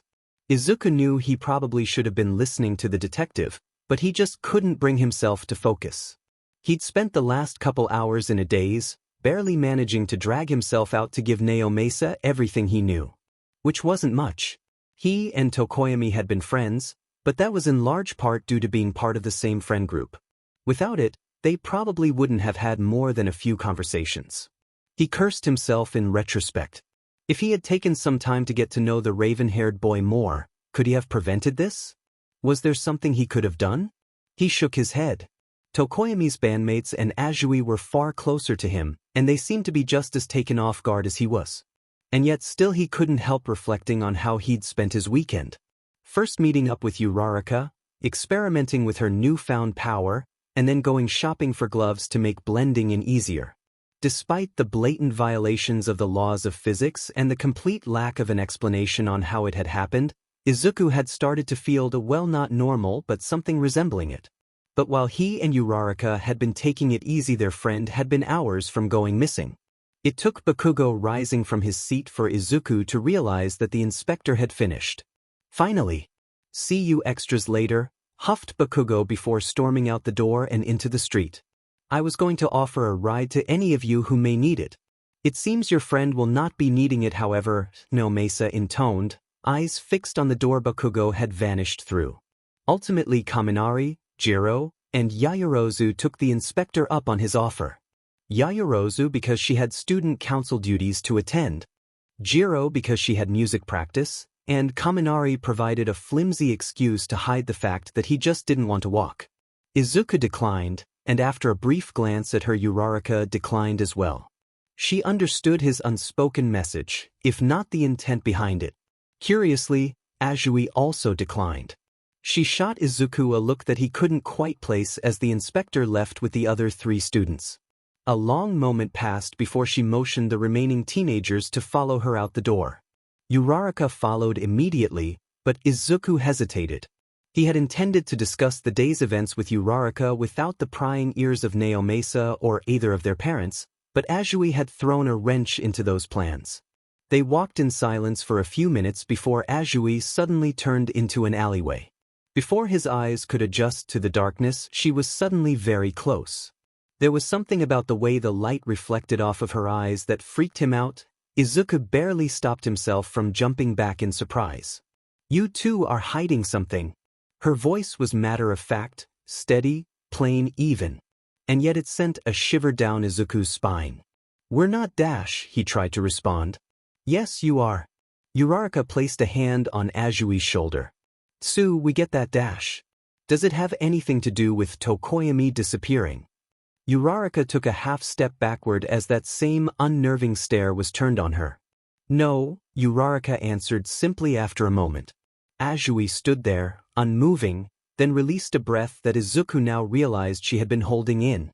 Then I won't pry. You can keep your secrets. Her face didn't change, but the flicker of fear that Izuku felt vanished. But if you can do anything, please, her voice trailed off. Izuku stepped forward. Of course we will, he said, trying to sound confident. An awkward silence hung between the 3 teenagers. Things had certainly gotten complicated. It was Uraraka who eventually broke the silence. Do you not want to watch a movie at my place? I have that one you really liked as a kid, about the fish girl. Azui responded with a nod, staying silent. Uraraka tilted her head at Izuku, but he shook his head. I've got something I should do. You two enjoy, he responded. He wasn't as close with Tsuyu as Uraraka was. He'd only get in the way. He could have his conversation with Uraraka about the day's events another time. And so, they emerged from the alley and went their separate ways. While Uraraka and Azui headed for the bus stop, Izuku strode deeper into the heart of the city, nervous energy buzzing just underneath his skin. The prisoner gave Sansa Tamagawa the creeps. Sure, his dirty green hair was hardly intimidating. But there was something in the scruffy man's eyes. Something far filthier than the sewage his hair resembled. Not to mention his bloated muscles, definitely some drags behind those grotesque arms. Sansa could buy that this criminal strangled people into unconsciousness as his favored tactic. But that didn't matter. They'd found a warrant for his arrest from 2 prefectures over, and they were shipping him over there for his trial. After today, Sansa would never have to see him again. The police vehicle jolted beneath them as it hit a bump, and the prisoner shot him a glare, like Sansa had anything to do with it. What are you looking at? And then the world turned upside down. The prison transport skidded as another vehicle hit it dead-on. Sansa's fellow officers in the front seats were showered in a rain of shattered glass as the windshield broke and the front of the car compressed. Sansa was trying to recollect his wits, vision spinning, when hands closed around his throat. I'm going to need those keys, hissed the prisoner as he squeezed harder around the poor officer's throat. Sansa's screams died in his throat as he struggled vainly against the bigger man. Yes, he was still handcuffed, but the sheer size difference more than made up it. Sansa flailed, trying to reach his gun. But to his horror his holster was empty, and his eyes shot to the weapon lying in the corner, knocked from his belt in the crash. His eyes darted up to the other officers. the other unconscious officers. He couldn't breathe. The man squeezed even harder as Sansa smashed his fists against the criminal in a futile attempt to free himself. He didn't even earn a flinch. Black encroached on the edges of his vision. "I'm going to die" was the only thought that he could muster as he started slipping into unconsciousness. The last thing he saw were those horrible, filthy eyes. The shadows were already lengthening when Izuku exited the shop. It was a small establishment, lightly traveled despite its position just a few streets from the city center. It was also a massive long shot, and predictably it hadn't panned out. Izuku had suspected as much when he set out to visit it, but he couldn't help but be disappointed at his trip turning out to be a waste. He turned back to look at the shop, the interior hidden behind the all-consuming black curtains that obscured the assortment of occult paraphernalia sold within. Izuku still remembered when Tokoyami had brought him there, whispering of a den of darkness that will grant your desire. Really, Izuku had just needed an ultraviolet light for that year's science fair. He probably could have gotten it online. But while the store's wide array of bulbs and shapes had been intended for use in the mood lighting of overly dramatic rituals and over-invested game masters, it had also contained exactly the ring-shaped light that Izuku had needed. But Tokoyami apparently hadn't visited the store in a few weeks, and the staff hadn't noticed anything strange about his behavior when he had last come in to purchase their new, all-encompassing mantle of blackest dark shadows. So Izuku was back to square one. What was he even doing? What could he possibly hope to achieve that the police could not? The events of the past week swam around him, so he didn't even notice someone was trying to get his attention until they were right on top of him. "Hey, I'm talking to you," the young man shouted as he stopped right in front of Izuku, a face red from exertion peeking out from a mess of black hair. "You're a really hard person to get a hold of, you know?" he panted as Izuku finally acknowledged his presence. "Oh, I'm sorry. You were looking for me?" Izuku apologized as he tried to place where he'd seen the boy before. "Yeah, I'm here on behalf of the track team." That was where Izuku had seen him. He didn't know his name, but he'd met the members of the track team a handful of times when meeting up with Ida. "They wanted me to ask you why Ida quit the track team?" Izuku startled. "Ida quit the track team? But he loves it." The boy bristled at the response. "That's what we're trying to figure out. He just told the coach that he was quitting this morning and ghosted all of us. We thought you'd know something, since you're so buddy-buddy with him. But it looks like this trip was a complete waste of my time." "Because of course it was." His voice raised as he voiced his complaint, and Izuku got the inclination that chasing him down hadn't been the boy's idea. Before Izuku could respond, the boy bolted down the street, his tirade continuing as he ran until he rounded a corner and his voice faded away. Izuku merely stood there for a long while in confused silence. This had been a weird week. Katsuki Bakugo crouched in the darkness of the alley, waiting for something to happen. Someone was bound to break the law eventually. People were shitty like that. And he needed something to take his anger out on. Hours of his life, wasted waiting around so he could tell that inspector that no, he didn't know anything about that stupid goth's disappearing act. It had been over a year since the band broke up. Why were they so interested in his, I don't know, over anyone who could actually stand to be around the guy? But today of all days, everyone seemed to be a nice little law-abiding extra, and it was pissing him off. Where were his easy targets, the idiot muggers he could pummel with explosions? He'd only been doing this less than a week, but every day he'd been able to find at least a few criminals to pound into a wall. It was so satisfying, seeing the dumbfounded looks on their stupid faces as they came face to face with the fact that Katsuki was a superhuman and they were just extras in his path. Or the explosions. It could be that too. A bead of sweat trickled down his face and dripped off his chin, just below where the mask ended. He wasn't dumb. He knew that if he got caught before everyone got the memo that he was the greatest, things would get a lot harder. His folks would probably whine about safety and laws, and not using excessive force at every available opportunity. No matter. Once he got the ball rolling, they'd all see. The main character was making his debut, once they realized that they could be good little extras and worship at his feet. His daydreaming was interrupted by a thunderous crash echoing through the alleyways. Katsuki startled. Finally, some action. He leapt to his feet, taking a moment to determine which direction the sound was coming from. Once he got that, he jumped and moved his hand out below him before flexing that invisible muscle. An explosion crackled to life in his hand and he rocketed upwards. He grabbed onto a balcony a story up and hefted himself up with a boost from the last of the momentum. His boot struck against metal as he stomped down and flung out his hand to summon another explosion. Again he rocketed upwards, and with a few more pulls he crested the top of the building and hit the ground running just as the inhabitants of the houses reached their windows to figure out what all the noise was about. Reaching the lip of the roof, Katsuki looked down at the street and discovered the source of the noise. A prison transport had gotten into a car crash, turned on its side by a moving truck that seemed to have struck it at the intersection next to the city center. And prison transports meant prisoners. A grin of anticipation split Katsuki's face. Maybe he'd finally fight someone with a bit more bite. He leapt down from the building, using multiple well-timed explosions to slow his fall. It had taken him a few tries to get that one right, but it totally made him look like a badass. Descending upon the extras veiled by smoke and explosions, he couldn't think of a better entrance. Except maybe a really, really big explosion. He landed already running, leaving the alleyway and cutting through a crowd of extras fleeing the scene. He probably would have earned a few odd looks for his face-concealing mask and obscuring clothing, but in the heat of the moment he slipped through. Another crash alerted Katsuki to his target. He pierced the wall of mulling extras and saw the source. A man hunched over a car, hand right through the smashed window as he struggled with the woman inside. "Gimme the car, stupid broad.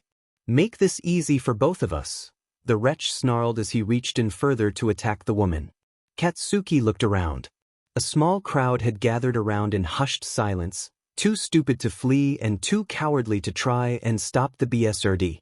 But there were plenty of witnesses to see how great he was, and that was all Katsuki cared about. He closed the distance between the edge of the crowd and the struggle in a half-dozen strides. The man hadn't even noticed him when Katsuki's explosion came careening into the side of his head, sending him reeling back and giving the woman in the car a chance to floor it away from the scene. A few extras had to jump back from her path as she drove away in a panic. Katsuki turned his attention back to the criminal as he rose from the ground. He was a bit surprised that the thug was still conscious, though he was built as all hell on a closer inspection. Still wouldn't help him much from a third or fourth helping of explosions, but it would make things a bit more interesting. Sludge green hair fell in front of the creep's face as he locked eyes with Katsuki. "You," they hissed in unison as they recognized each other. Izuku had barely gotten to terms with Uraraka breaking the laws of physics, but then another friend disappeared out of nowhere and yet another abandoned his passion out of nowhere. The world seemed determined to not give him a chance to digest any of it. His mind buzzed with all these strange occurrences, in time to the nervous energy that fizzed underneath his skin. As he began to make his way to the bus stop, his body was on edge, though he barely noticed as he pored over the week's events. But his attention was soon drawn towards a commotion from the city center. A crowd had formed on the street, hiding whatever was causing it from view. For a moment Izuku turned away, eyeing the groups of people clearly running away from something. It would be best to ignore it. In the end, however, sheer idiotic curiosity wouldn't let him walk away without at least knowing what was going on. He drew closer, straining to see over the group of people blocking the center of the chaos. Squeezing through several people, Izuku finally got a good look at the situation. A large man was struggling with someone much smaller than him. Disgusting green hair swung back and forth as the two combatants fought. But the victor was already clear. The smaller figure was thrashing in vain, his opponent's hands clasped around his throat. Izuku couldn't see his face underneath his mask, but he clearly couldn't breathe. The masked combatant swung his hand towards his captor's head and Izuku stepped back as an explosion rang out, striking the large man directly in the face. But when the smoke cleared, the target merely shook his head and leaned forward as he squeezed harder. "Those fireworks of yours aren't so tough now, are they?" came the man's voice in a hideous sneer. His captive could only continue to flail, explosion after explosion ringing out as he struggled. Where were those explosions coming from? Izuku wondered. Did the masked man have fireworks hidden in his sleeves? But that wouldn't make sense. How was he not burning himself more than his target? For all their mysteries, however, those explosions seemed to be in vain. The masked man raised a hand trying to strike again, but his arm fell limp. He continued to struggle, but it was over. Turns out you aren't so cocky with a hand around your throat, huh? Let's see what your ugly mug looks like under that mask. The victor sneered as he shifted his grip to a single hand and raised the other to the mask. This earned a renewed bout of struggling from his captive, but the man barely seemed to notice. The mask peeled up, and Katsuki's eyes met Izuku's. His body moved on its own. Before he could even grasp what he was doing, Izuku had cleared the crowd and crossed the plaza. The thug barely had time to turn his head towards this new threat before Izuku snatched his captive out of his hands. In the same motion, Izuku reared back a fist and punched him directly in the chest. The man went flying backwards from the blow, ragdolling across the plaza until he crashed into a building, a spiderweb of cracks spawning from his point of impact. His dumbfounded expression lasted for only a moment before the light left his eyes and he slumped to the ground, unconscious. It was at that point that Izuku's brain caught up with what was going on. He was holding Bakugo. He had just sent a man flying across a plaza. There were a lot of people looking at him. He should probably get out of there. He dropped Bakugo, his friend gasping for air now that he was free of the crushing hands of the now unconscious criminal. The crowd just stared at him for a long minute, and then someone shouted something. Izuku couldn't make out what it was, because a moment later the rest of the crowd joined in. He stepped back as the mass of people started moving closer. Izuku had barely grasped the events of the past minute, so he did what any sensible person would do when confronted by an advancing mob of yelling people. He ran. Leaving Bakugo behind, Izuku bolted down the alley nearest to him. So panicked was he that he barely noticed the speeds that he was running at, so when he emerged into the open street merely a few seconds later, he was caught completely off guard by the car that was now a moment away from running in front of. On pure instinct, Izuku jumped. Not that it would have done him much good. And he was suddenly very high up. He flailed midair as he rocketed above the heads of slack-jawed pedestrians. He wouldn't realize until later that his jump had propelled him to those heights, but in the moment he had much bigger problems to worry about. Because he was now falling quite quickly, the roof of a building racing towards him at speeds that looked very fatal. What do I do? Roll. I need to roll as I hit the ground. That's what they always do in the movies. I just need to. How do I roll? He didn't have time to figure out as he crashed into the roof. Pain shot through his body as he rolled across the concrete, increasing in magnitude as he slammed into the stairwell and came to a stop. A few long moments questioning if he was still alive later, Izuku dragged himself to his feet. His body screamed at him, but miraculously nothing seemed to be broken. He trudged over to the door to the stairwell despite his protesting body, thanking his lucky stars that it was unlocked. Whatever invisible energy that had buzzed under his skin was now completely gone, and now he was just tired. Izuku emerged from the building's entrance to find another commotion. A police car was parked a few blocks over, and people milled around anxiously. The babble of 1,000 conversations reached Izuku's ears. It occurred to him that they were probably looking for the kid who had just jumped a couple dozen feet into the air, and that he should probably make himself scarce. Thankfully, it didn't seem like anyone had gotten a good look at him, because he was able to make it all the way to the bus stop without any issue. Any issue besides his shrieking legs, but he should have expected that after what he'd pulled off. He kept expecting something to happen, staying on edge the entire bus ride and most of the walk home. It was only when he neared his house, drenched in the last dying embers of sunlight, that he finally started to relax. He was just reaching for the doorknob when someone moved behind him. Deku. Izuku spun around to see Bakugo standing behind him. How long had he been waiting there? Hi Kacha dash. Izuku started before being cut off as Bakugo stepped forward. Let's make one thing clear. You didn't save me. I didn't need your help. I had everything under control before you barged in. You didn't do anything. Bakugo's left eye twitched dangerously as he spoke, and Izuku wisely chose to stay silent. You might have a power too, but compared to mine it's nothing, you hear me? I didn't need your help. Bakugo's voice raised as he continued to rant, moving closer and closer until he had Izuku pushed up against the door. Then abruptly he stopped, closed his eyes and exhaled. He took a step backwards and said nothing for a moment. Then he opened his eyes once more and put his hand on Izuku's shoulder. It's not going to happen again. Will it now? He turned and walked away, vanishing into the darkness and leaving Izuku with a chill down his spine. Izuku Midoriya let out a sigh as he closed his bedroom door behind him and fell into his bed. Exhaustion wore at his every nerve, and finally being able to sit down and relax was a blessing.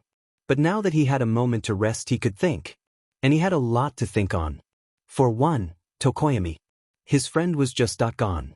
Without a trace. His parents didn't know where he was, the police didn't seem to have much idea either, and his one far-fetched idea had turned up nothing. In fairness, he should have expected that one kid wasn't going to crack open a missing persons case. So all he could do was wait. That seemed wrong, like he was failing Tokoyami through his inaction. His friend would want him to. He actually didn't know what Tokoyami would want him to do. He didn't know if Tokoyami had left of his own accord or been taken, if he wanted to be found or not. He didn't know anything and he hated it. He lay there feeling terrible for a moment before the thought occurred to him. Oh yeah, he had just punched a man across a plaza and jumped 30 feet in the air. He should probably be paying attention to that. It seemed absurd in hindsight that it had taken him this long to address his superhuman feats. In his defense, he had a lot on his plate. Izuku sat up and looked down at his hands. Turning them over, he could see a bruise on the knuckles of one hand. A predictable outcome from punching someone hard. Enough to crack brick. Flexing his hands, Izuku turned the problem over in his head. He wasn't in disbelief, he had already seen Uraraka break the laws of physics right in front of him. But himself doing something extraordinary that? It was something he hadn't been expecting in the slightest. The issue was he had no idea how to use it. Both times previously had been by complete accident. An idea struck him and he stood up. Walking over to the closet, he rummaged around through the superhero merchandise before finally finding what he was looking for, a set of weights collecting dust at the bottom of the pile. It had been a birthday gift from the previous year. Izuku had forgotten which aunt or uncle had given him it, but he silently thanked them as he opened the box. He picked out one of the largest weights and hefted it out of the box, straining under the effort. He lifted it up towards his chest, his arms screaming at him as he reached inward. He wasn't sure what he was supposed to be even trying to do. Sweat beaded on Izuku's brow as the weight inched up, bit by bit. He continued to reach towards something, anything that could answer his questions. His focus narrowed, and the world shrunk down to just Izuku, the weight, and a faint buzz beneath his skin. And just as the weight was about to reach level with his chest, it was as if a switch was flipped. The weight in Izuku's hands suddenly became lighter. No, he became stronger. He lifted the heavy piece of metal above his head as if it were made of styrofoam. All his exhaustion vanished as if it had never been. I'm really doing I. And just as suddenly as it appeared, the strength vanished. The weight crashed back in an instant and Izuku almost toppled forward, barely catching himself as the weight fell from his hand onto the floor with a heavy thud. Izuku looked down at his hand again and tried to replicate what he'd done a moment ago. For a fraction of a second he felt light again, but the feeling passed almost immediately, sputtering out like spent embers. He sat down on the bed and stared at the fallen weight, contemplating. He'd been able to do such incredible feats earlier that day, but now holding a weight for a few seconds was his limit? Something didn't add up. Would there really be such a gap between the first and second activations? Unless that wasn't the first time. He went through the timeline day by day in his head. Uraraka had started feeling sick on Wednesday, which had continued until she'd called him on Saturday about her power. If the two were related, then he probably had started manifesting his power at the same time. The buzzing under his skin. That was it. He'd felt it on Thursday, he'd felt it that afternoon, and he'd felt it just then, albeit weaker. It had disappeared that afternoon after the leap, and any trace of it was gone after lifting that weight, so what had he done on Thursday? Running with Ida. That was it. That sudden burst of speed and stamina. That let him outpace the track team's mainstay must have been from his new power. The thought of Ida raised another problem to the forefront of Izuku's mind. His friend's sudden departure from a team he'd been a part of for half a decade. It made absolutely no sense. One thing at a time. Izuku got himself back on track. The Ida problem was the simplest one on his plate. Just talk to his friend and everything could be sorted out. His battery was drained enough as it was without another problem added to the stack. Battery. Perhaps that was it. Maybe his power worked like a battery. He'd used up most of the charge with those two big moves earlier, and had only the tiny charge left to lift the weight with. So he just needed to recharge? That seemed simple enough. For the first time in hours, Izuku felt a weight start to lift off his chest. Then his phone buzzed in his pocket. Taking it out, he saw a text from Uraraka on the preview and his spirits lifted for a moment. Only for a moment, because in the next he actually read the text. "You're all over social media. What happened?" Izuku's blood ran cold as he read those words and he immediately clicked over to his browser. The site seemed to take an eternity to load, even though Izuku knew it was only a few seconds.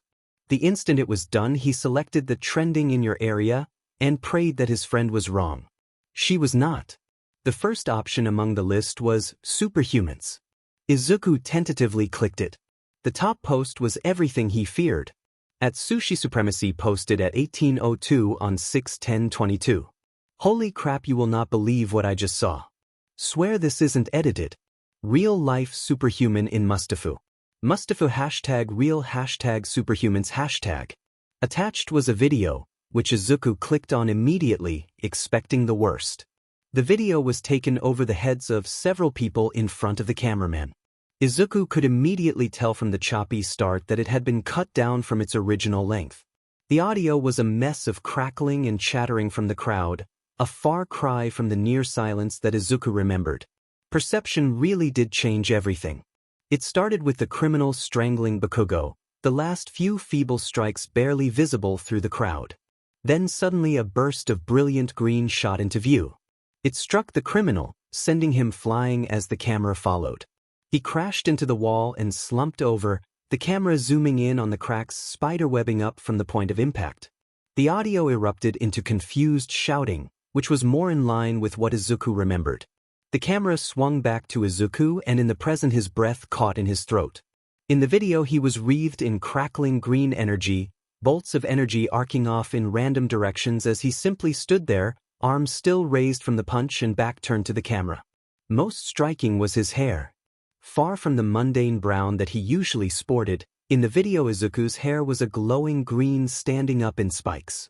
The energy of his power swarmed strongest around it. That was what he looked like when using his power? It was a wonder that Uraraka even recognized him. The Izuku in the video broke through the thoughts of the real Izuku when he bolted down the alleyway. Izuku hadn't grasped how fast he had been. In the moment it had seemed reasonable, but in the video he was nothing but a bright green blur that vanished within moments. Suddenly, the camera lurched upwards to focus on Izuku, now visible as a bright green spot high in the air above the buildings from his leap. The audio erupted into a chorus of expletives from the stunned cameraman before Izuku vanished back out of sight as he fell. Izuku let out a sigh of relief when the video ended at that point. His face had been hidden through sheer chance, and the dramatic overhaul his power gave to his hair meant that he probably wasn't going to get mobbed at school after this. Tentatively, he checked the comments. At Super Sentai replied to at Sushi Supremacy at 18:20 on 6/10/22. Totally fake. You really expect us to believe this? Not a chance. At Zilla Defender replied to at Super Sentai at 18:22 on 6/10/22. I dunno man, there's usually tells for this kind of CGI and I'm not seeing any of them. Probably still fake, but this is really high quality stuff. At Fraud Rangers replied to at Zilla Defender at 18:31 on 6/10/22. First principle should tell you this is fake. Come on, superpowers? This isn't a manga. At SSS Sequence replied to at Zilla Defender at 18:33 on 6/10/22. People will really fall for anything these days, huh? At Practical or Bust replied to at Fraud Rangers at 18:44 on 6/10/22. Quit being such a killjoy. Sometimes it's nice to believe. At Force Ghost Kurosawa replied to at Sushi Supremacy at 18:40 on 6/10/22. Wow, that's some really good-looking CGI. I wouldn't have been able to tell it was fake if it weren't for the obviously unrealistic premise. It must have cost you a lot. At Sushi Supremacy replied to at Force Ghost Kurosawa at 1855 on 6/10/22. I didn't spend anything. This footage is unedited. At Force Ghost Kurosawa replied to at Sushi Supremacy at 1923 on 6/10/22. Sure it is, gotta keep the act up. And you just happened to have a really high-quality camera on you when you stumbled across the moment of the century. At No Yorn Fiel replied to at Sushi Supremacy at 1952 on 6/10/22. Can someone do a calc on how strong this guy needs to be to make that jump and then survive it? At Clippy My Beloved replied to at Sushi Supremacy at 1900 hours on 6/10/22. Such an obvious attempt at engagement farming. Grow your followers organically. At Snivy Sniper replied to at Sushi Supremacy at 1845 on 6/10/22. Wow, this is amazing. I didn't have superpowers are real on my bingo card for today, laughing face. At Skepti replied to at Snivy Sniper at 1858 on 6/10/22. Don't fall for this. It's so obviously fake. At Snivy Sniper replied to at Skepti at 1912 on 6/10/22. Really? It doesn't look fake though, surprised face. At Blasting Around replied to at Snivy Sniper at 1930 on 6/10/22. Don't believe everything you see on the internet. It's really easy to fake things these days. At Shoto replied to at Sushi Supremacy at 1821 on 6/10/22. Thank you for this evidence of the supernatural. Now all that remains is to determine whether this individual obtained their powers through unholy pacts or had them foisted onto them by government experiments. At Area 42 replied to at Shoto at 1825 on 6/10/22. Don't narrow down the field of possibilities so quickly. Byproducts of toxic waste, side effects of clandestine gene experiments or alien interference are all perfectly possible possibilities. At Shoto replied to at Area 42 at 1830 on 6/10/22. You're right. My apologies, we must always be open to every possibility. At Peer at Your Peers replied to at Area 42 at 1842 on 6/10/22. It would be hasty to discount that this may be an elaborate diversion to draw attention away from the true evils the government is committing. I fully expect this to be debunked within the week to try and discredit any further searching into the true nature of the conspiracy. At Meiji replied to at Shoto at 1859 on 6/10/22. How do any of you lunatics still have a platform? At Does He Beat Him replied to at Sushi Supremacy at 1933 on 6/10/22. Poor guy's colorblind. It's Super Saiyan Blue, not Super Saiyan Green. At Jujutsu replied to at Sushi Supremacy at 1959 on 6/10/22. Generic super strength? How boring.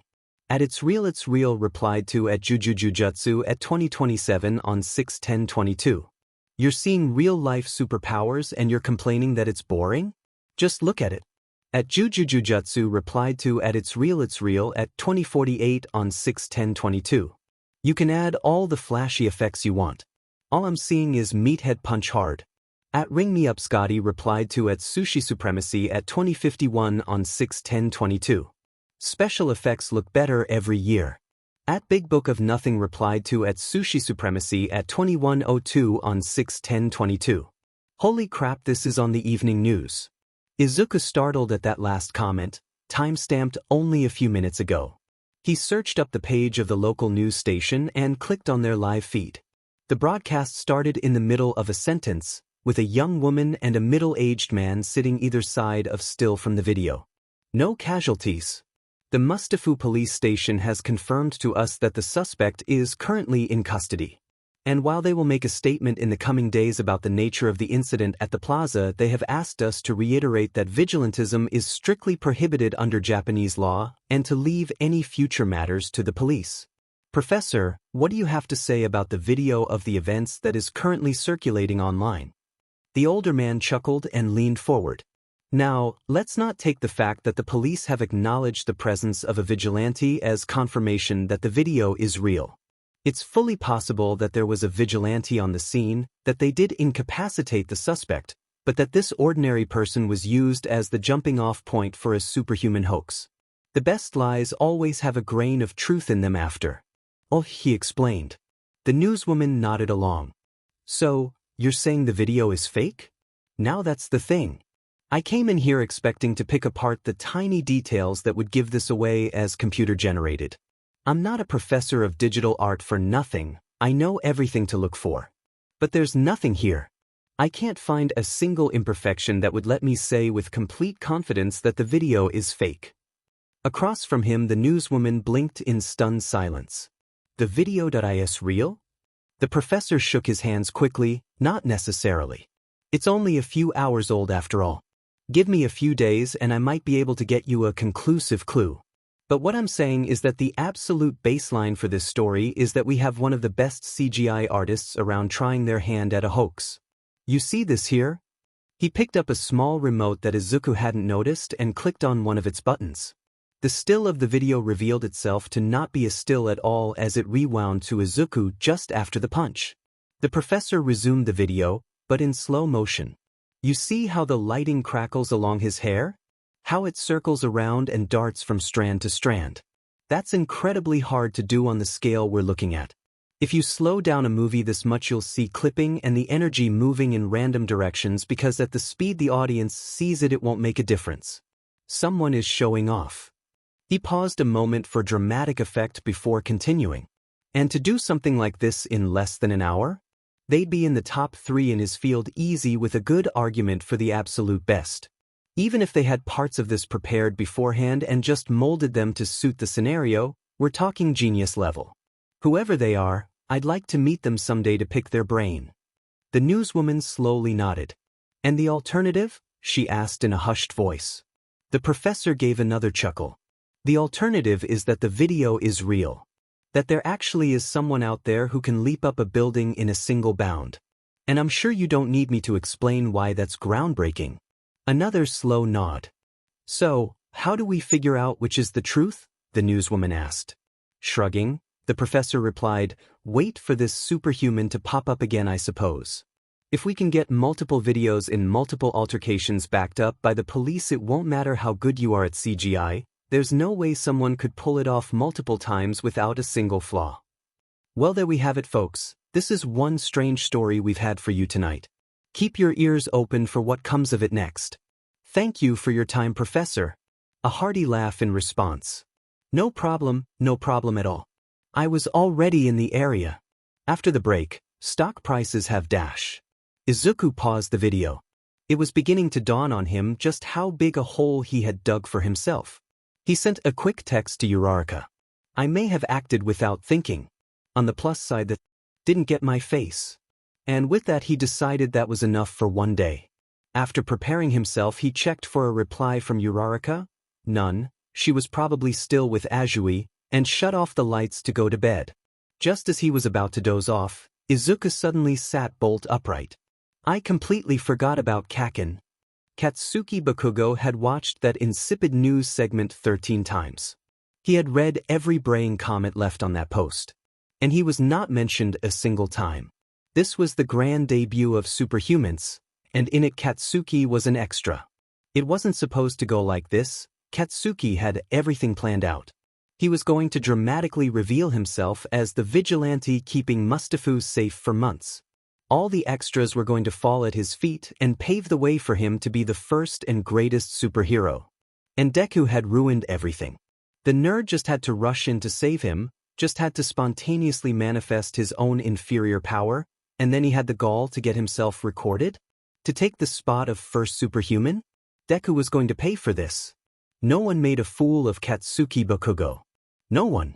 Ochako Uraraka liked to think she wasn't easily surprised. The last week had been testing that to its limits. First, she had to grapple with her sudden ability to turn off gravity. She still hadn't fully gotten to grips with that, how she was now a walking affront to her physics textbook. On the plus side, her new finger pads were cute. Sure, she was going to need to avoid putting all 5 fingers on anything for the foreseeable future, but the new additions to the end of her fingers had quickly gone from odd to comfortable in the week that she had had them. They were like a cat's paws, and who didn't like cats? And then Tokoyami had gone missing. With her newfound power there was an upside. Sure, it was weird, but this was something out of a comic book. She had figured out its rules and experimenting with it was honestly quite fun. But there was nothing positive about one of her friends just vanishing into thin air. Worse yet, Tsuyu had picked up that Ochako had been hiding something and her dear friend had lashed out at her, thinking it had something to do with her missing friend. Not to mention the thought that kept nagging at the back of her head. What if she's right? What if this has something to do with your power? You should have done something. He wouldn't be gone now if you hadn't kept it a secret.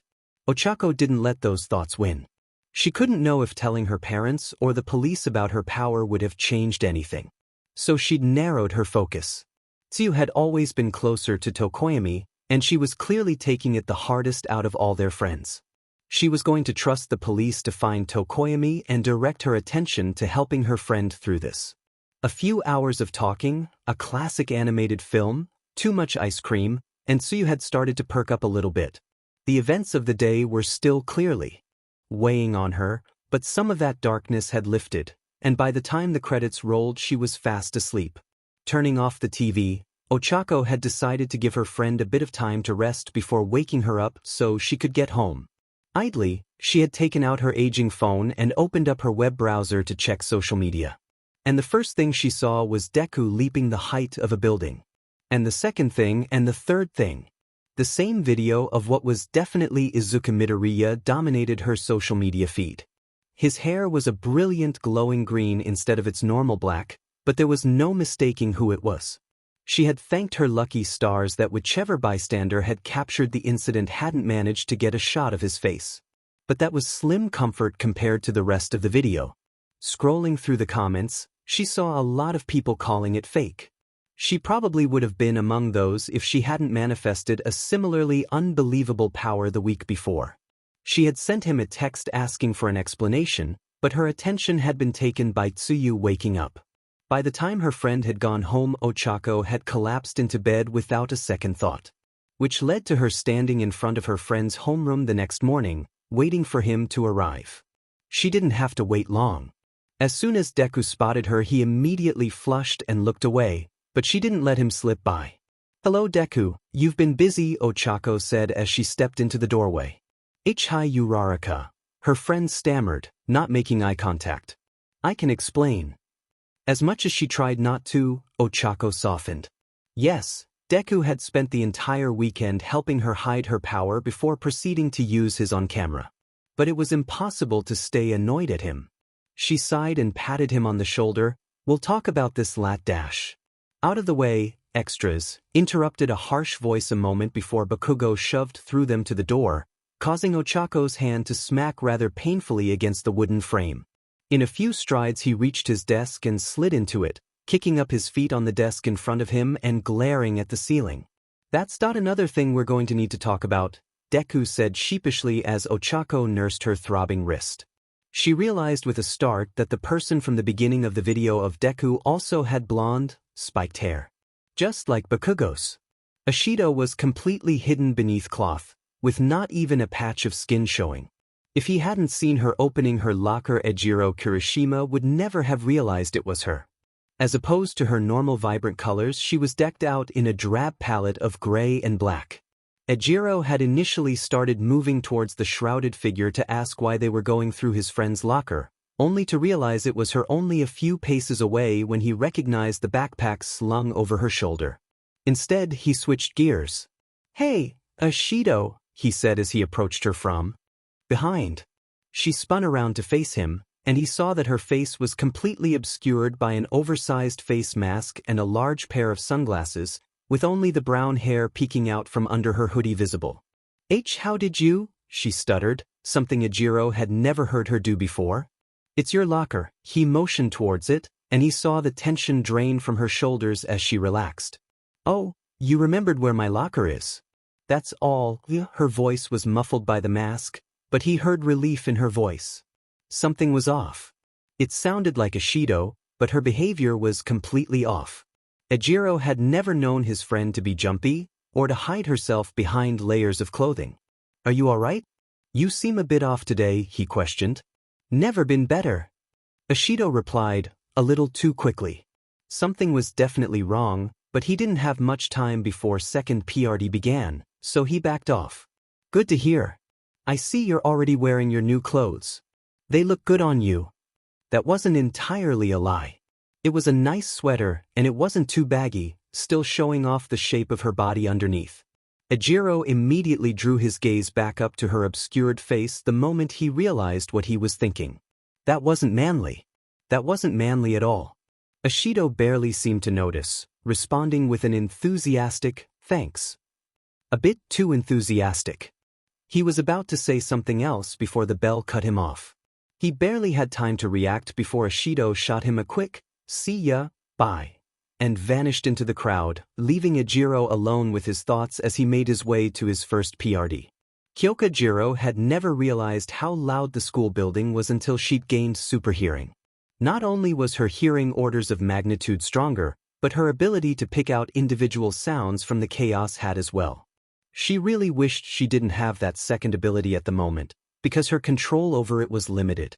Sure, her hearing was weaker with her jacks tucked away in her hoodie. But her brain seemed to pick out relevant information with or without her consent. And if someone mentioned her name, it immediately came to the forefront. And at that very instant, a certain nasally voice just would not stop mentioning her. Why is Jiro even in this conversation? There are so many hotter chicks to choose from. We don't need to scrape the bottom of the barrel. Minoru Mineta. Pervert, troublemaker, and the bane of Kyoka's existence. It was bad enough when she could only hear him when he slipped up and blathered his obscene fantasies within earshot, but now she could hear him from several rooms over, let alone the back of the room where he and Kaminari were currently consorting. Come on, man, a girl doesn't have to have a huge rack to be hot. They're all beautiful. Kyoka wanted to slap both of them. Though, as crude as Kaminari was being, his words weren't completely awful. Oh, I see. It's her, but isn't it? The chair screeched as Kyoka stood up to pummel the pervert, but she had barely turned around when an ear-splitting pop sent her reeling, her enhanced hearing amplifying the already loud noise 1,000-fold. She crumpled to the ground as every godforsaken idiot in the room started shrieking.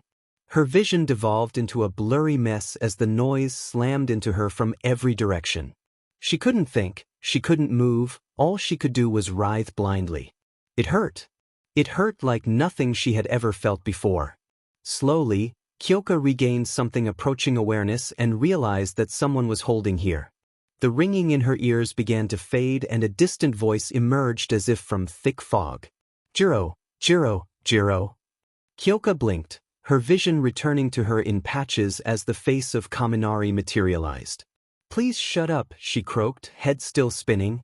His shouting was not helping.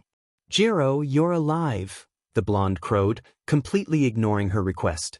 You really spooked us there. When the lights exploded, you just fell down and started twitching. The pounding in her head was starting to recede, but Kyoka was never the best at putting up with Kaminari's volume on her good days, let alone now.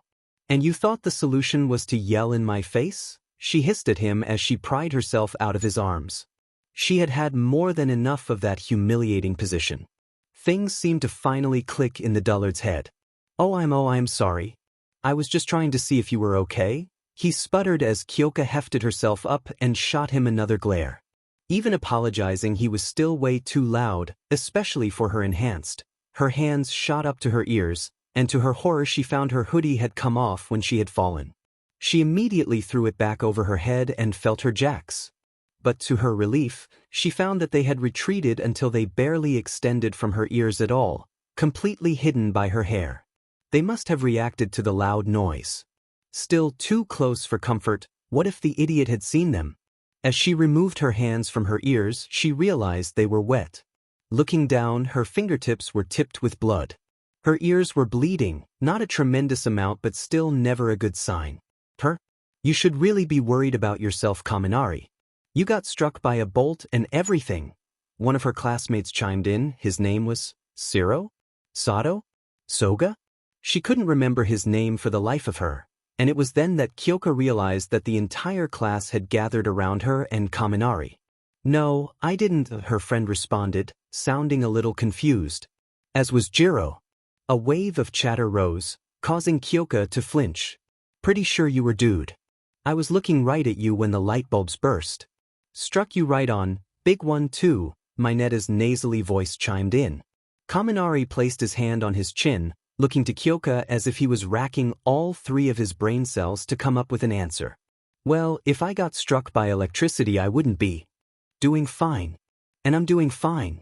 So, I can't have been hit. You must be wrong, dude. That stuff all happened super fast, easy for something like that to happen. It was at that moment that Ms. Kiyama finally entered the class and saw what was going on. Oh my, what's going on here? A rush of explanations only caused Kyoka's head to pound more, and Kaminari took notice. Ms. Kiyama. Jiro was under the light bulb when it burst and she took it pretty bad, almost passed out and everything. Can she go to the nurse? Absolutely not. A nurse would ask her to take off her hoodie, and they'd definitely have something to say about her jacks. I'll just go home. I was already feeling pretty terrible before this, Kyoka lied. She was on Ms. Kiyama's good side for some music-inspired paintings she'd done in class. Ms. Kiyama had called them positively essential, and Kyoka was pretty sure that had been praise. You could never really tell with Ms. Kiyama, and she hoped that that was enough for her teacher to let this slide. Are you sure you can make it home safe, dear? If you almost passed out, that seems quite serious, her teacher asked, leaning forward to place her hand on Kyoka's forehead. Kaminari perked up. I can walk her home. It's not far, and I can be back before 4th PRD. Not like we can do class here with the lights busted, he offered. Ms. Kiyama narrowed her eyes. You're not just doing this to skip out on class, are you? She questioned. Me? Why would I do that? Kaminari asked. There was a painfully long pause. Do you really want me to answer that? It took Kaminari promising to accept a month of detention if he didn't get back before the next PRD started to convince Ms. Kiyama to let him go. He was so earnest, Kyoka didn't have the heart to tell him that she didn't really need help getting home. The easy-breezy idiots left the classroom unaware that they were being watched. Katsuki Bakugo wasn't stupid. He'd seen Dunce's face turn bright red when the midget had said something to him. He'd seen the idiot flail around, and the bolt of electricity leap from the light to him just before everything went down. All those extras were talking about a freak accident, but he knew better. Seems like there were more superhumans stumbling around this dead-end school. That girl too, how she had just collapsed and started spasming. Even for someone right under an exploding light bulb, that wasn't normal. She was a likely candidate too. It was all coming together. The situation was still salvageable. He wasn't going to be the first hero, Deku had ruined that. But he could be the one whose name was on everyone's lips, the one leading the new era. The leader. He could see it, Deku wasn't just going to roll over and accept him as the boss. Round Face had been too good an influence on him, DMN her. But the nerd had always been weak to group pressure. He didn't need to be Katsuki's first sidekick. Katsuki only needed to gain momentum and Deku would crumble before him. It just needed a spark to get the storm going and draw the extras to his side. They would form his stepping stones, his path to greatness. The only path worthy of Katsuki Bakugo. Ability, Power Stock. I can perform feats of incredible strength and speed, but it seems to draw from a stockpile of energy. This limits what I can do with it before I need to recharge. Bigger feats, more stockpile used. Possible inefficiency at higher usages? Recharge time and conversion rate between time and strength needs to be studied. What is the upper limit to my charge? Hair turned green when saving Kaken, but I used it other times and there was no change. Only changes when a large amount of power is used? When does that happen? Is it incremental or all at once? Was also emitting bolts of energy, possible stockpile waste? Maybe could be eliminated with proper restraint? Felt odd last week prior to using it. Do I need to use up stockpile or suffer side effects from buildup? Or was that just the manifestation? I hit the roof pretty hard after jumping, but didn't break any bones. Dumb luck, or does the energy make me more durable? Ability, Zero Gravity. Uraraka can take away an object's gravity by touching it with all 5 fingers. She has a limit to how much she can do this before she gets nauseous, motion sickness, or physical exertion. She needs to touch all 5 fingers together to undo the effect. All affected objects are released at the same time. Is that necessary, or can individual objects be released? Need to test. Intention is the core of releasing the power, Is the release motion just a placebo? Possible to release on pure thought? Using it on herself caused instant nausea. Is that unavoidable, or is it just the result of being used to 0G? Tested it on me and it certainly didn't feel good either. How to train for 0G? How long would objects stay floating without being released? Is there a time limit at all? Ochako looked up from the notebook to stare at Deku incredulously. Didn't we agree to keep this a secret? Deku's broad smile wavered a smidgen. Yes? Sighing, Ochako shut the notebook. So why did you write this all down? Doesn't that make it infinitely easier to get found out? No, it's hidden, you see. I disguised it as one of my hero notebooks. Deku frantically explained, flipping the book over in her hands to reveal the cover. Hero Analysis Volume Number 9 was written across the front in giant letters. I'll slip it in with the other 11 volumes and no one will want to check all of those. Ochako did admit that would be a good plan, except if you hadn't just given people the biggest lead ever, that might work. But now you're plastered all over social media. If someone makes the connection, they'll be searching pretty thoroughly, she pointed out, glancing around to make sure no one was within earshot. But the school library was pretty dead during lunch, and besides a single other person at the far end of the room and the half-asleep librarian, they were alone. I said I was sorry. Deku ummed as he held his head in his hands. Ochako knew he'd explained the whole thing. How he'd rushed in without thinking and accidentally used his power for the first time. How Bakugo had been at that thug's mercy. And how the bully seemed to have powers of his own from how he was talking. Powers that had certainly gone to his head, if how he was treating Deku was any indication. It's alright. Can't change it now. Let's just move forward.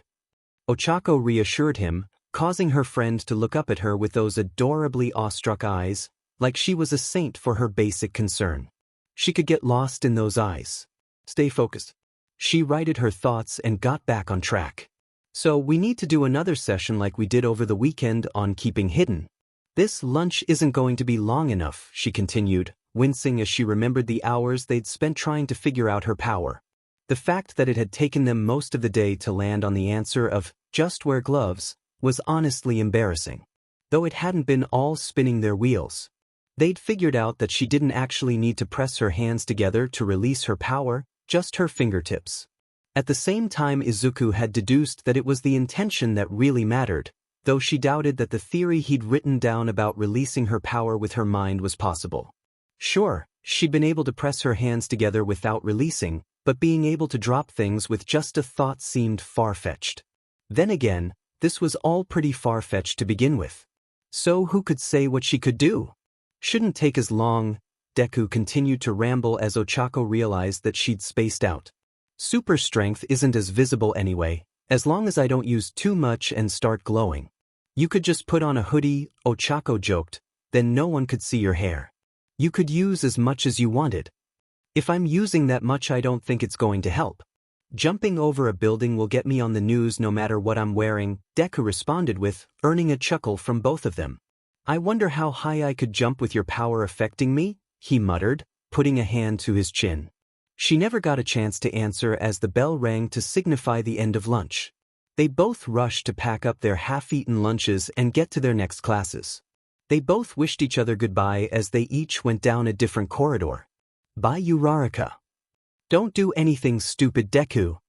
Hey. Denki slid into 4th PRD 5 minutes late.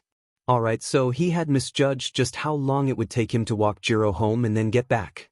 He'd gone slowly, sue him for not rushing his friend when she'd almost passed out. Of course, he could have ran back, but that was besides the point. Plus, 5 minutes was hardly the end of the world. Just as long as Mr. Majima didn't mention it to Ms. Kiyama, he should be fine. What wasn't fine was how hungry he was.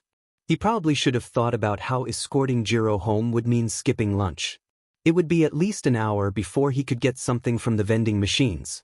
And what a long hour it was. Sure, robotics with Mr. Majima was usually pretty fun, it was his elective after all.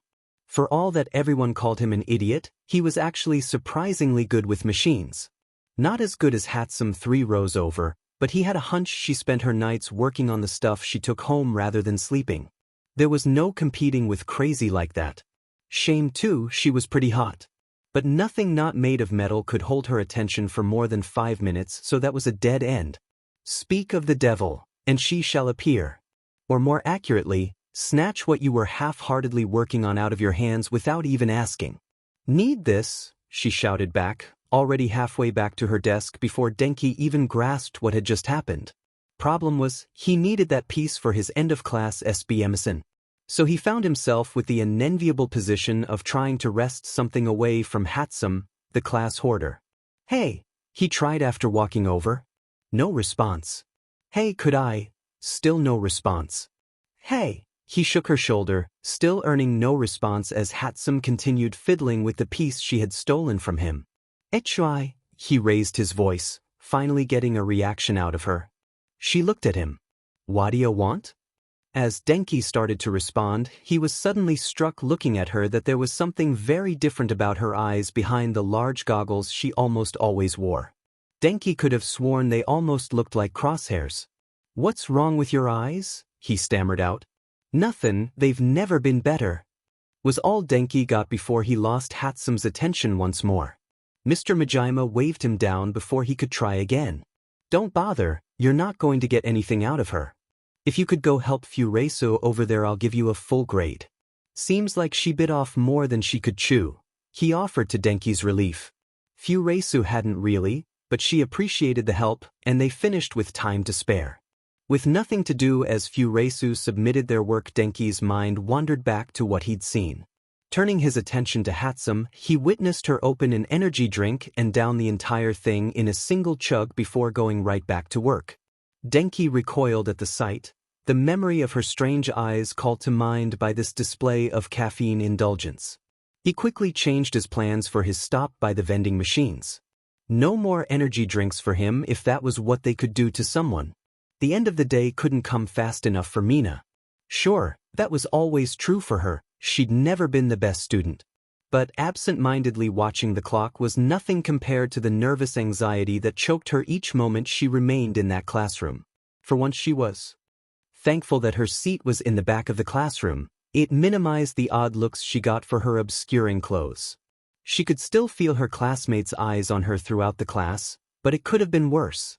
When the bell finally rang, Mina couldn't want to escape.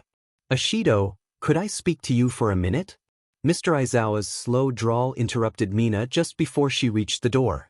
All eyes shot to her, and she cursed her rotten luck. Of course this would happen. She didn't really believe she could show up looking shady and everything would be fine, did she? The students trickled out of the classroom, any stragglers earning a harsh glare from their teacher that sent them scurrying away. Soon, the classroom was empty. Mina just stood there in front of her teacher's desk, bracing for what was to come. Are you feeling all right? Came the first question as Mr. Aizawa looked her up and down. I'm fine, was her brief response. That earned a raised eyebrow. You sure? I barely recognized you today. It's nothing, Mina responded, as terse as before. Her teacher leaned back in his seat and muttered something about school policy under his breath that Mina didn't quite catch. Whatever, as your teacher I'm obligated to tell you that you can talk to any of us at any time. Do with that what you will. You're dismissed. Mina had to restrain herself from bolting out the door, but Mr. Aizawa was already turning his attention to the stack of papers on his desk before she'd taken 3 steps to leave. The halls were empty by this point, and Mina took the opportunity to stop by the bathroom. After checking that each stall was empty, Mina placed a foot on the sink and rolled down her sock in front of the mirror. Her fears had been realized. The last bit of normal skin, a small patch on her right shin, was gone, replaced by the same bright pink that covered the rest of her body. It had taken several minutes to find the last holdout of her original skin tone that morning, and in the intervening hours it had vanished for good. Glancing around once more, Mina set her foot down and removed her glasses and mask. The whites of her eyes stood out against her pink skin as a face alien to her stared back. The glasses clattered to the floor as her grip loosened, lost in her new reflection. Then, without warning, came the rage. This wasn't fair. What had she done to deserve this? To deserve being transformed into something unrecognizable as human? What could she possibly have done? Mina lashed out at her reflection, and it melted into a sizzling mess as the acid ate away at the glass. It dripped down from the mirror and ate small holes through the metal sink. She regretted it immediately. Now someone would have to fix that, and it would raise questions. Mina tried to shake the remaining acid off her hands, but all she accomplished was burning more holes in the sink. Eventually she managed to carefully turn on the sink and wash away the acid, wincing at the sizzling sounds echoing up from the drain as the refuse started dissolving the metal within the pipes. Picking up her mask and glasses, Mina couldn't help but glance at what she had just done before she left. A stranger stared back at her through a distortion of melted glass.